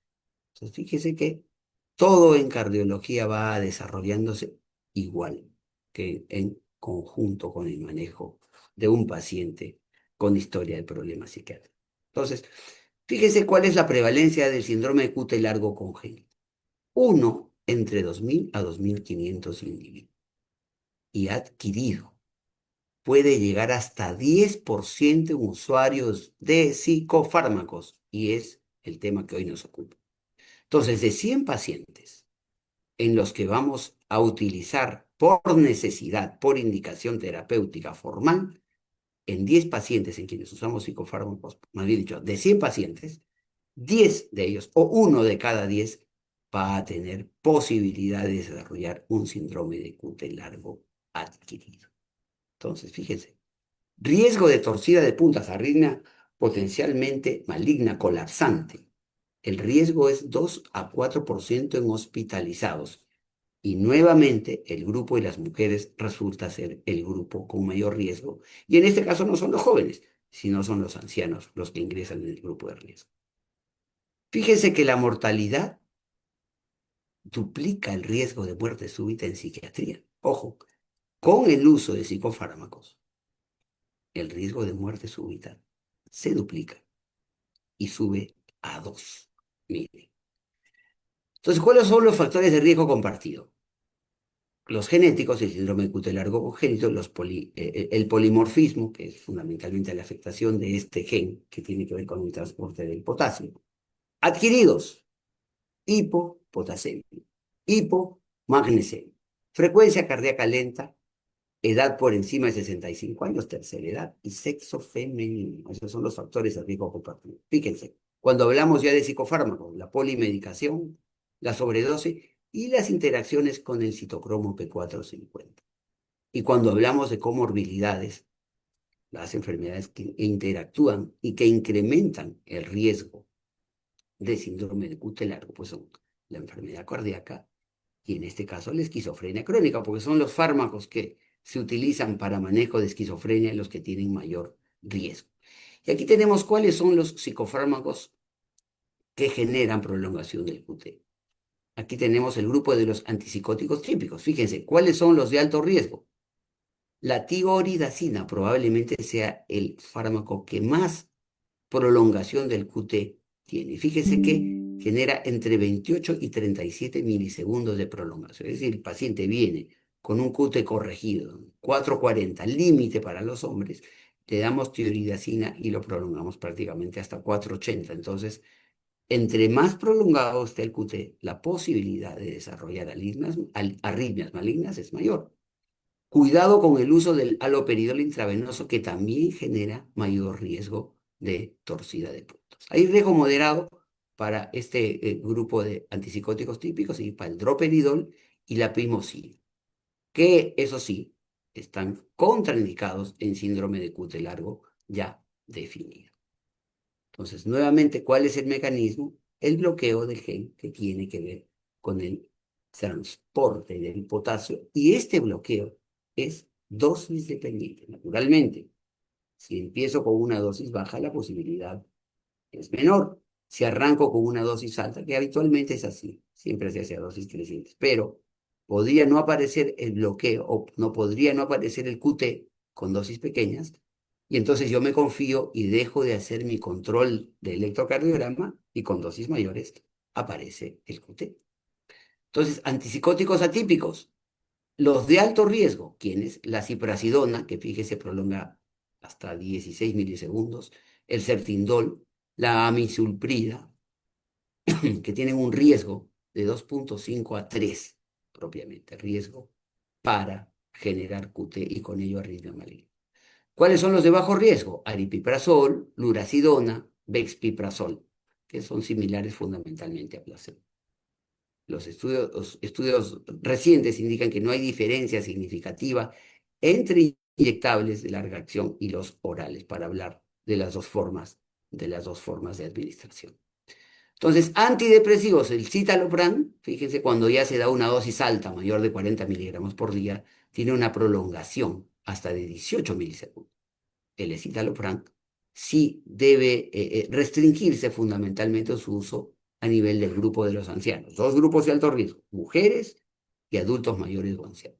Por encima de 65 años es preciso tener una mirada diferente al iniciar antipsicóticos y antidepresivos.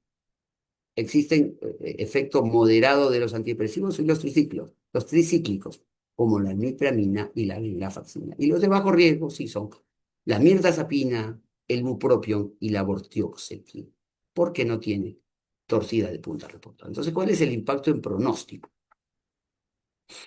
Una prolongación de más de 500 milisegundos en el QT corregido genera un riesgo de torcida de punta de 10%. Y si no hay intervención, la mortalidad podría ser tan alta como de 20 a 30% en este grupo de pacientes. El riesgo de muerte cardíaca súbita en psiquiatría puede subir 2 veces, ya habíamos mencionado ello, y 85% de casos con múltiples factores. Cuando asociamos varios factores, comorbilidad, sexo femenino, adulto mayor, enfermedad coronaria, entonces podemos alcanzar un alto porcentaje de fatalidad. Entonces, la incidencia real de torcida de puntas puede ser hasta de 4 en 100.000 pacientes hospitalizados, y esos estudios recientes. Bien, el diagnóstico es sencillo, simplemente hay que saber leer y ponerle atención al electrocardiograma, definir el QT y corregirlo. La fórmula de Basel es la que hasta ahora sigue siendo de utilidad. Y es diagnóstico cuando es de más de 470 y más de 450. El diagnóstico es con menos, más bien dicho, el riesgo es con menos valoración inclusive que el diagnóstico definido. Entonces, cuando yo tengo 470 milisegundos de QT corregido en mujeres y 450 milisegundos de QT corregido en hombres, ya entonces ya estamos en riesgo. Hay criterios de Schwartz con puntaje propiamente para definir QT largo congénito, que define además criterios de QT, presencia de síncope e historia familiar. Siempre que vayamos a utilizar psicofármacos, es preciso realizar un screening basal que implica, además de realizar el electrocardiograma, ejecutarlo, leerlo y hacer las correcciones para el QT, implica además un estudio sobre el histórico familiar, primer y segundo grado inclusive, y el histórico aún de los abuelos y de los bisabuelos, para definir síncope, muerte súbita cardíaca, fundamentalmente, o necesidad del implante de un dispositivo de asistencia tipo cardiodesfibrilador. Entonces existen criterios de riesgo, existen scores de riesgo para definir el tipo de fármaco o la condición del fármaco propiamente. El Credible Meds implica clasificación de fármacos, y el KR indicará un conocido generador de torcida de puntos. El PR indica un posible y el CR un condicional, ya en donde los riesgos. Las apps condicionan la valoración del QT, de los factores para QT, para elongación del QT y comorbilidades asociadas. Lo fundamental es un EKG basal y un EKG 8 a 12 horas luego de la dosis. Y si vemos que el QT se prolonga, entonces hay que hacer un electrocardiograma semanal. Entonces, fíjense lo interesante, ¿no? El EKG tiene que ser basal. Luego, el siguiente EKG tenemos que generarlo 8 a 12 horas después de que el paciente recibió el medicamento. Y si tenemos criterio de prolongación, entonces hay que monitorizar semanalmente al paciente, si el QT llegó a más de 500. En todo caso, descontinuar el fármaco si esto persiste. Entonces, ¿qué es lo que hay que evitar? Si hay síndrome de QT largo conocido, la tioridazina y la ciprasidona no van. ¿Cuáles son las alternativas? Aripiprazol, lurasidona, que son de bajo riesgo. Y cuando hay QT largo congénito, el paciente debe ser manejado con beta-bloqueantes. Y obviamente es preciso corregir los trastornos electrolíticos. Es preciso manejarse con suplementos de potasio, suplementos de magnesio si existe hipopotasemia de base. Entonces, manejo no farmacológico, EKG rutinario, basal y seguimiento en alto riesgo, evitar hipocalemia, ejercicio moderado, evitar fármacos desencadenantes y evitar fármacos concomitantes. Recordemos que algunos antibióticos generan QT largo y eso hay que tenerlo siempre en consideración. Hay un paciente que toma un medicamento que puede prolongar el QT y es un antipsicótico o un antidepresivo y no tiene prolongado el QT. Recordemos que una quinolona puede generar este prolongamiento del QT. Recordemos que los antibióticos se suelen dar por periodos cortos, pero a veces hay condiciones como una sinusitis, como una prostatitis que implican un tratamiento largo y las quinolonas las solemos utilizar con frecuencia. Y entonces, si concomitantemente el paciente toma un fármaco antipsicótico, aunque sea de bajo riesgo, o un antidepresivo, aunque sea de bajo riesgo, es preciso hacer el monitoreo rutinario, basal y el seguimiento de este paciente que está recibiendo medicación concomitante. O en lo posible, evitar el uso de estos fármacos que pudiesen generar prolongación del QT. Entonces, estilo de vida, fíjense, y dispositivo. Si el síndrome de QT largo es de alto riesgo con una puntuación de Schwartz alta, entonces el implante del desfibrilador es lo que hay que realizar. Entonces, fíjense ustedes, en estudios recientes hay un metaanálisis del 2025 en donde el sertindol y la ciprasidona generan un riesgo mayor de QT corregido, siendo la lurasidona en este caso más seguro. Hay estudios de mundo real donde existe una incidencia de torcida de puntas de 4 en 100.000. Con uso de quetiapina y haloperidol. Hay que tener siempre mucho cuidado con el uso del haloperidol y la quetiapina, que suelen ser recomendados con mucha frecuencia para manejo domiciliar, sobre todo.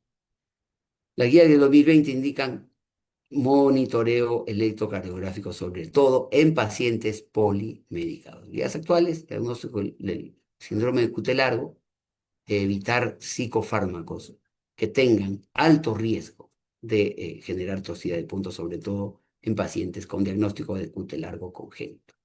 Monitoreo del QT corregido en antipsicóticos, y si hay torcida de puntas recurrente, pues el paciente necesita el manejo con antipsicóticos, entonces su implante de desfibrilador es lo que corresponde. EKG antes de iniciar en pacientes mayores de 65 años o con comorbilidades. Lo ideal es siempre utilizar, si es necesario un antipsicótico, utilizar en los pacientes de alto riesgo para síndrome de QT largo, utilizar los antipsicóticos o antidepresivos de bajo riesgo. Entonces, prevención, siempre historia familiar, EKG basal en todo psicofármaco de riesgo, educación para los pacientes que eviten la automedicación y hacer un monitoreo más o menos secuencial de los electrolitos. Y nuevamente, es preciso un trabajo colaborativo, psiquiátrico y cardiológico, sobre todo en pacientes polimedicados.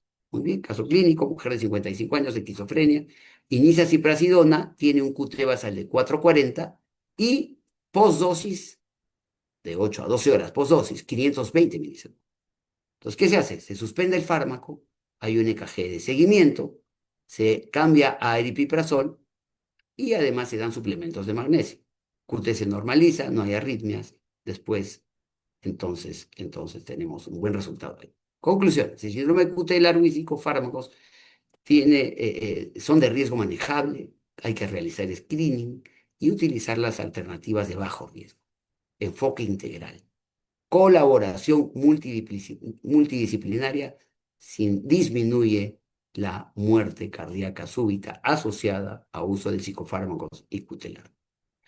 Monitoreo de rutinario de cicatriz es fundamental para salvar vidas, fundamentalmente. Y ahora voy a dejar de compartir de nuevo, disculpen que todo venga partido, ya es la última. Entonces ahora iniciamos el último tema, que es el síndrome del corazón roto, y no precisamente por amor. Vamos a ver, bueno, también por amor, así que en el desarrollo del tema nos vamos a dar cuenta de qué estamos hablando. Muy bien, ingresamos al último tema.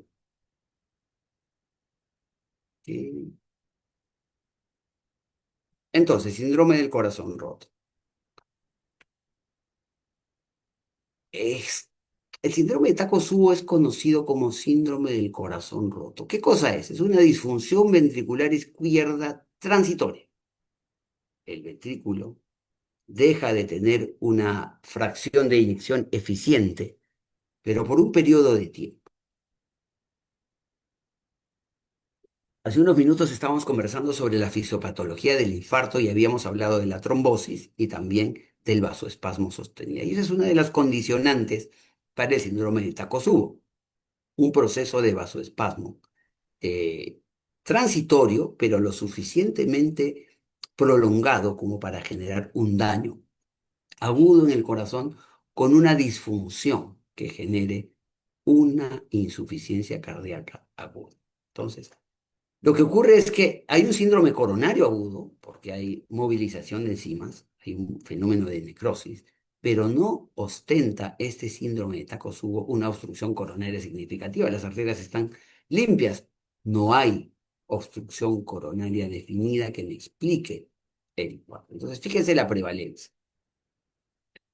1 a 3% de casos sospechosos de síndrome coronario agudo corresponden a síndrome del corazón roto o Takotsubo. Y de este tipo de eventos hubo un incremento importante durante la pandemia del COVID-19. Entonces, ¿cuál es la importancia del síndrome de Takotsubo? Primero, que puede generar complicaciones graves. Choque cardiogénico, arritmias malignas, hemos hablado hace unos segunditos de lo que implica una arritmia maligna y puede tener una tasa de mortalidad similar a la del síndrome coronario agudo. Regularmente la recuperación es completa en el 80 a 90% de los casos, pero existe una alta tasa de recurrencia que puede alcanzar inclusive 10% en algunas series. Perfecto. Entonces, este síndrome fue descubierto en el año 90 por un grupo japonés y como parecía el ventrículo izquierdo, la forma que adquiría el ventrículo izquierdo la mayor parte de las veces, esto se parecía a una trampa de pulpos, fue llamado el síndrome Takotsubo. Otros nombres, fíjense, cardiomiopatía inducida por estrés, y entramos en la relación y el por qué es que estamos presentando este tema. Ballooning apical por la forma como se abombaba la punta del corazón o síndrome del corazón roto. Su evolución suele ser una entidad benigna, pero tiene impacto pronóstico significativo, ¿no? Esto a raíz del reporte o el registro Intertoc que tiene que ver fundamentalmente con pacientes con síndrome de Takotsubo. Dice, casi 4.000 pacientes es un registro entre el 2004 y el 2021. Esta es la incidencia, nuevamente, 1 a 2, 1 a 3%. 5 a 6% es el impacto o la incidencia que puede aparecer en mujeres posmenopáusicas. Nuevamente el grupo de riesgo más importante aquí, mujeres en la posmenopausia. ¿Quiénes son las que acuden menos a la búsqueda de ayuda? Las mujeres. ¿Quiénes llevan a los maridos a que los curen o los traten porque el marido pues se queja 5 y la mujer no se queja nunca, ¿no? Entonces, fíjense, la demografía, 90% de mujeres de más de 60 años, mayor en la realidad de Asia y Europa. Y fíjense cuánto aumentó en pandemia, entre 20 y 30%. ¿Cuáles son los factores? El estrés, que puede ser emocional o físico, en el 70% de los casos. Y naturalmente también hay comorbilidades que hacen más posible o que este evento se produzca con más frecuencia, y son la ansiedad y la depresión. Entonces existen factores de riesgo y desencadenantes. Fíjese que el estrés, y en este caso el emocional, 30%, por ejemplo, causados por la muerte de un familiar, la pérdida de un familiar, el esposo, la esposa, la mamá, el único estrés físico, cirugía, sepsis, 40%. Entonces, ¿dónde están los grupos de riesgo? En la posmenopausia por la caída y con ello la pérdida de la protección asociada a los estrógenos, trastornos psiquiátricos, neurogénicos, accidentes vasculares cerebrales, convulsiones. Son los desencadenantes para que se produzca el síndrome de Takotsubo. Genéticos, polimorfismos en receptores beta-adrenérgicos, familiares sobre todo en menos del 1%.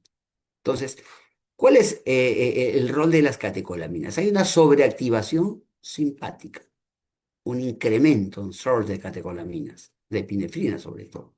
Con ello hay una toxicidad miocárdica directa y hay un fenómeno de vasoconstricción microvascular. Por eso es que las arterias grandes, las arterias medianas, no grandes, las arterias medianas, las coronarias, no tienen daño. El espasmo, la vasoconstricción es fundamentalmente microvascular. Y hay una hipótesis multivascular también, hay un espasmo coronario, hay disfunción endotelial, hay un proceso de inflamación. Entonces, sobreactivación simpática, hipótesis multivascular y hay diferencias en género. ¿Por qué?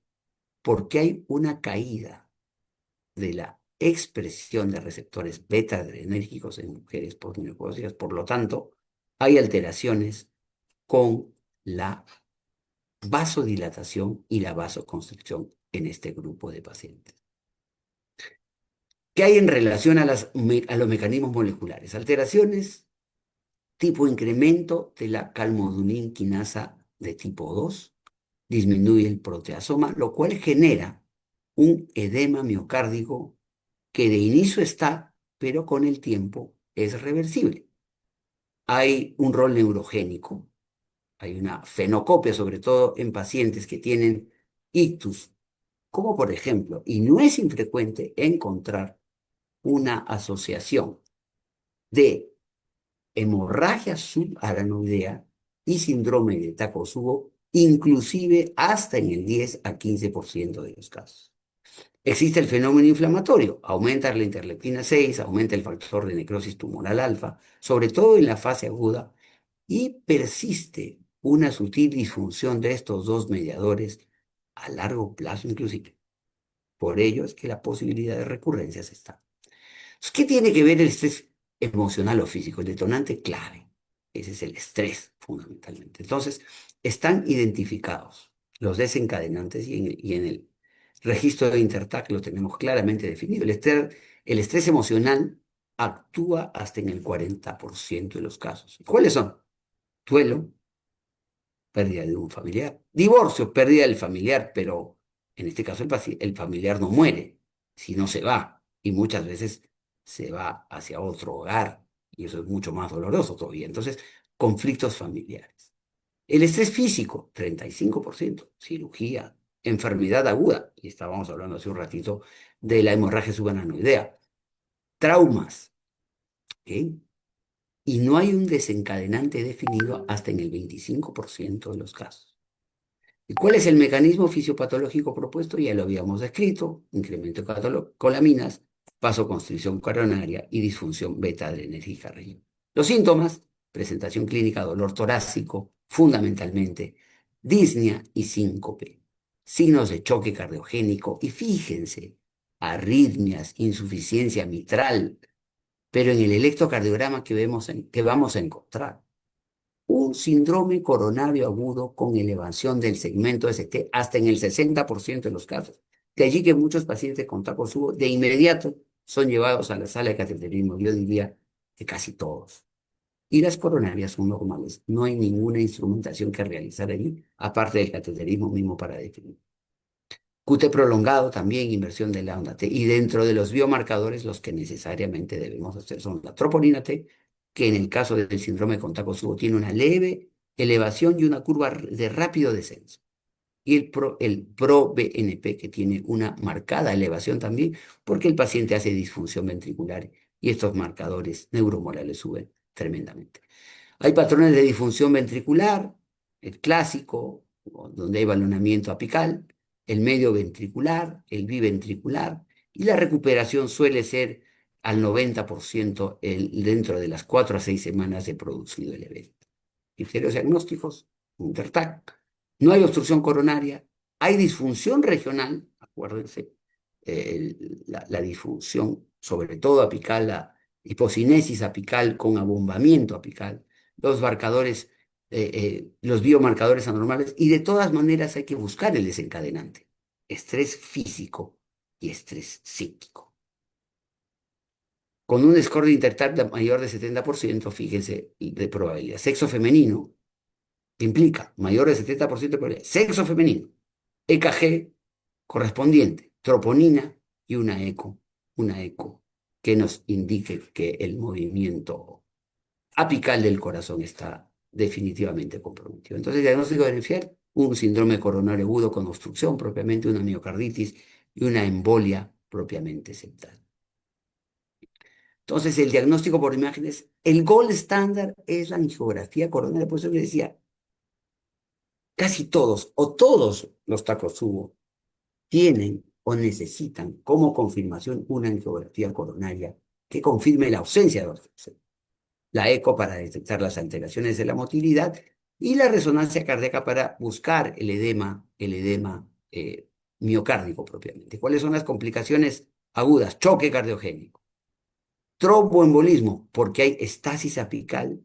Como hay estasis apical, como la zona apical del ventrículo está abombada y no tiene movimiento, entonces ahí se estanca la sangre y puede producirse una embolia sistémica hasta 2 a 3% de los casos. Arritmias malignas y otros, edema pulmonar, falla cardíaca o ruptura septal, que es un fenómeno ciertamente raro. El pronóstico, mortalidad intrahospitalaria es alta, hasta 4 a 5%. Similar a síndrome coronario agudo y a largo plazo puede alcanzar incluso hasta 10% de incidencia de mortalidad a largo plazo. La recurrencia 5 a 10% a 5 años, por eso no es infrecuente. Y mayor en pacientes o en personas con bipolaridad o con alteraciones tumorales tipo feocromocitoma. El score Intertac es un pronóstico porque predice mortalidad y tiene que ver con la edad, la fracción de eyección y las comorbilidades que tuviese el paciente. El manejo agudo, siempre soporte, en algunos casos dobutamina, norepinefrina, que sirve perfectamente bien para manejo del choque, vasopresores, si hay hipotensión, con lo que habíamos estado conversando, anticoagulantes, si hay trombo en ventrículo izquierdo, por lo menos 3 meses, o mayor tiempo si es que la fracción de eyección queda comprometida en menos del 30%. Evitar siempre catecolaminas y beta bloqueadores intravenosos si el paciente presenta taquicardia. Tratamiento farmacológico: beta bloqueadores, porque sí han demostrado que reducen eficientemente la mortalidad a largo plazo. Si hay fracción de eyección baja, el bloqueo del sistema renina-angiotensina es lo adecuado, y no hay guías específicas, se maneja propiamente como insuficiencia cardíaca. Cuando hay choque refractario, los dispositivos de asistencia ventricular es lo que hay que utilizar. Intervención coronaria percutánea, solamente si hay síndrome coronario agudo con obstrucción definida coexistente. De todas maneras, un paciente post-Takotsubo debe ir a rehabilitación cardíaca por las condiciones que hemos mencionado al hablar de enfermedad coronaria. Intertac, mortalidad 5%, recurrencia 7%, y si existe QT prolongado en este tipo de pacientes, se podrá predecir torcida de punta.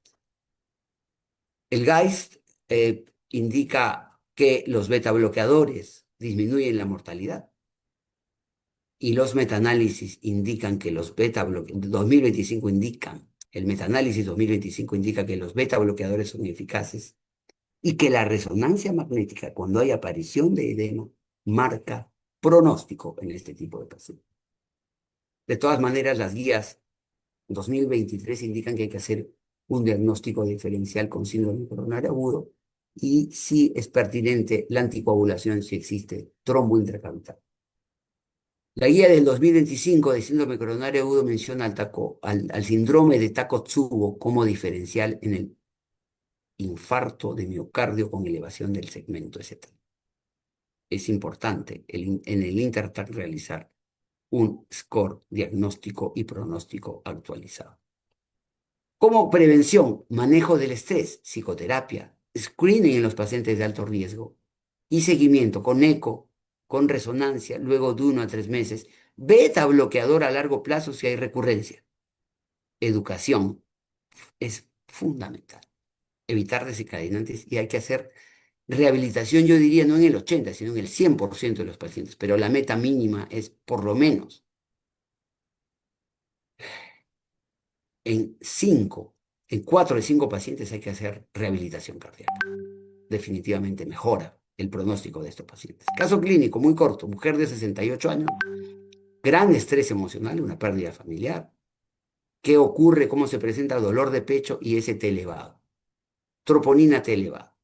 Y el eco típico de un Takotsubo, un baloning apical. ¿Qué se hizo como intervención? Unidad de cuidado intensivo, beta bloqueador intravenoso, anticoagulación, recuperación de la fracción de eyección al 60%, o sea, al previo, luego de 2 semanas. Resultado, altas sin complicaciones y seguimiento con beta bloqueador. Para cerrar, síndrome de Takotsubo es una entidad reversible, pero con riesgos. El diagnóstico precoz salva vidas.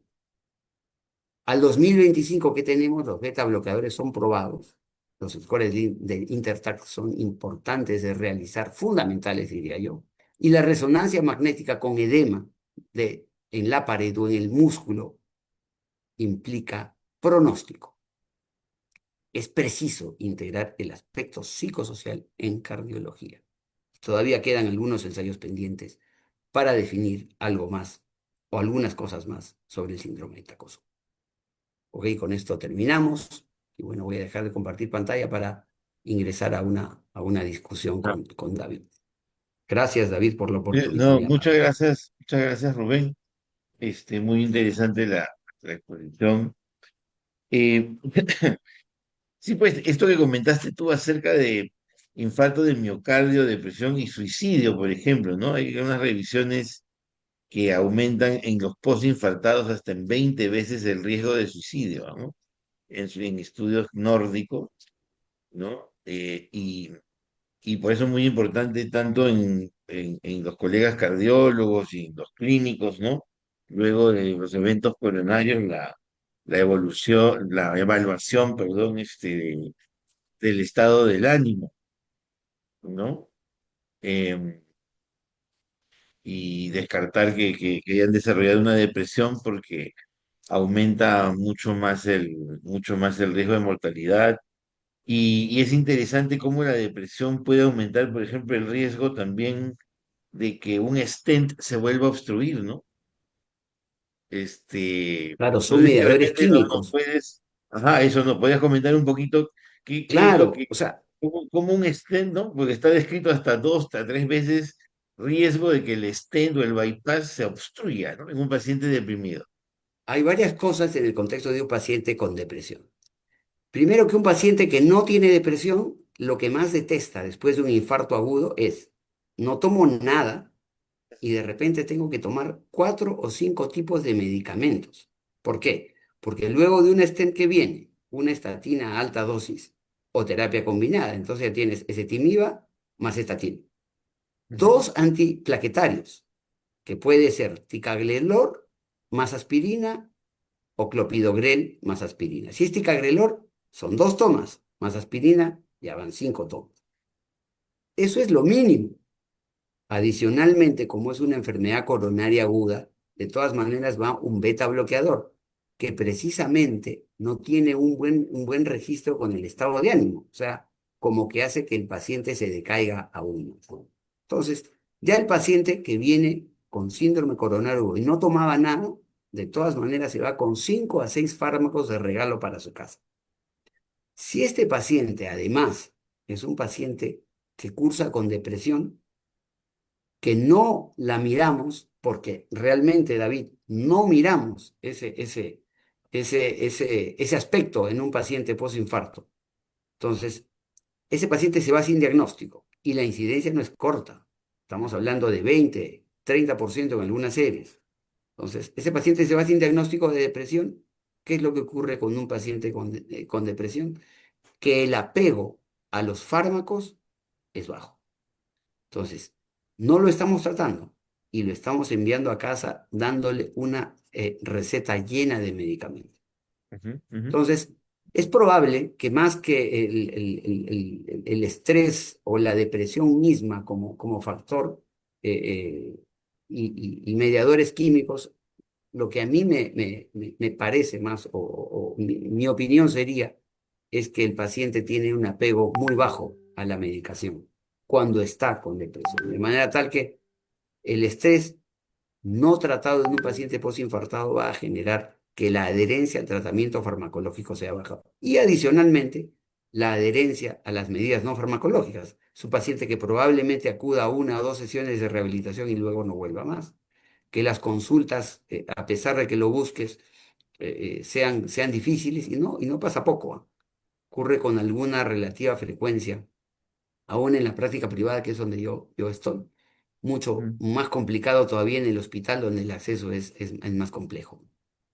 Entonces, sí, este es un llamado de atención, Bien, yo bien, creo que bien. grande, para mí que voy mirando pacientes todavía con mucha incidencia de infarto agudo, ¿no? En donde la verdad que screening para definir depresión con una escala corta de tres, cuatro preguntas no la hacemos. Es un mea Por culpa que hay que ejemplo, hacer. las enfermedades crónicas, como por la enfermedad coronaria, pues son factores de riesgo importantes para depresión y también para lo que es ideación suicida, ¿no? Y una forma de, no vamos a decir de intento suicida, pero de conductas media suicidas en estos pacientes crónicos es a veces el no cumplimiento de la medicación, ¿no? El dejarse morir, por ejemplo, ¿no? Claro. Y por eso es importante la identificación, como bien has dicho, además de que hay estos factores conductuales y los bioquímicos, ¿no? Los de la inflamación y todo eso. Claro, y ahora que mencionas lo de ideación suicida, fíjate que nosotros encima lo empujamos un poquito porque dice, si usted no toma sus medicamentos antiplaquetarios, corre el riesgo de que se Claro, muera porque se ¿no? tapa el esteño, usted se muere. Entonces el paciente dice, Ya, bueno, ya está, ya está, encontré ya la no, solución. ¿no? Pues Entonces es ocurre pues importante la identificarlos, catástrofe. ¿no? Ah, Muchísimas gracias, Rubén. Estamos a la hora excelente. Yo creo que se puede seguir conversando mucho. El tema es bastante amplio, esto de corazón y mente. Agradezco a todos los presentes a través de las otras plataformas y recordar que también pueden llevar el curso a través de la página del Colegio Médico del Perú, donde va a estar el curso por bastante tiempo colgado y acuérdense que pueden recertificarse luego, terminado el curso, resolviendo una pequeña evaluación. Muchísimas gracias a José, a Rubén, un gusto gracias a ti, verlos David, y muy amable. esperemos encontrarnos pronto. Gracias, Muchas Por David. gracias a supuesto. todos. Hasta Buenas luego. Fuerte Saludos, abrazo. noches. Rubén. Chao, José, un abrazo, amigo. Conversamos.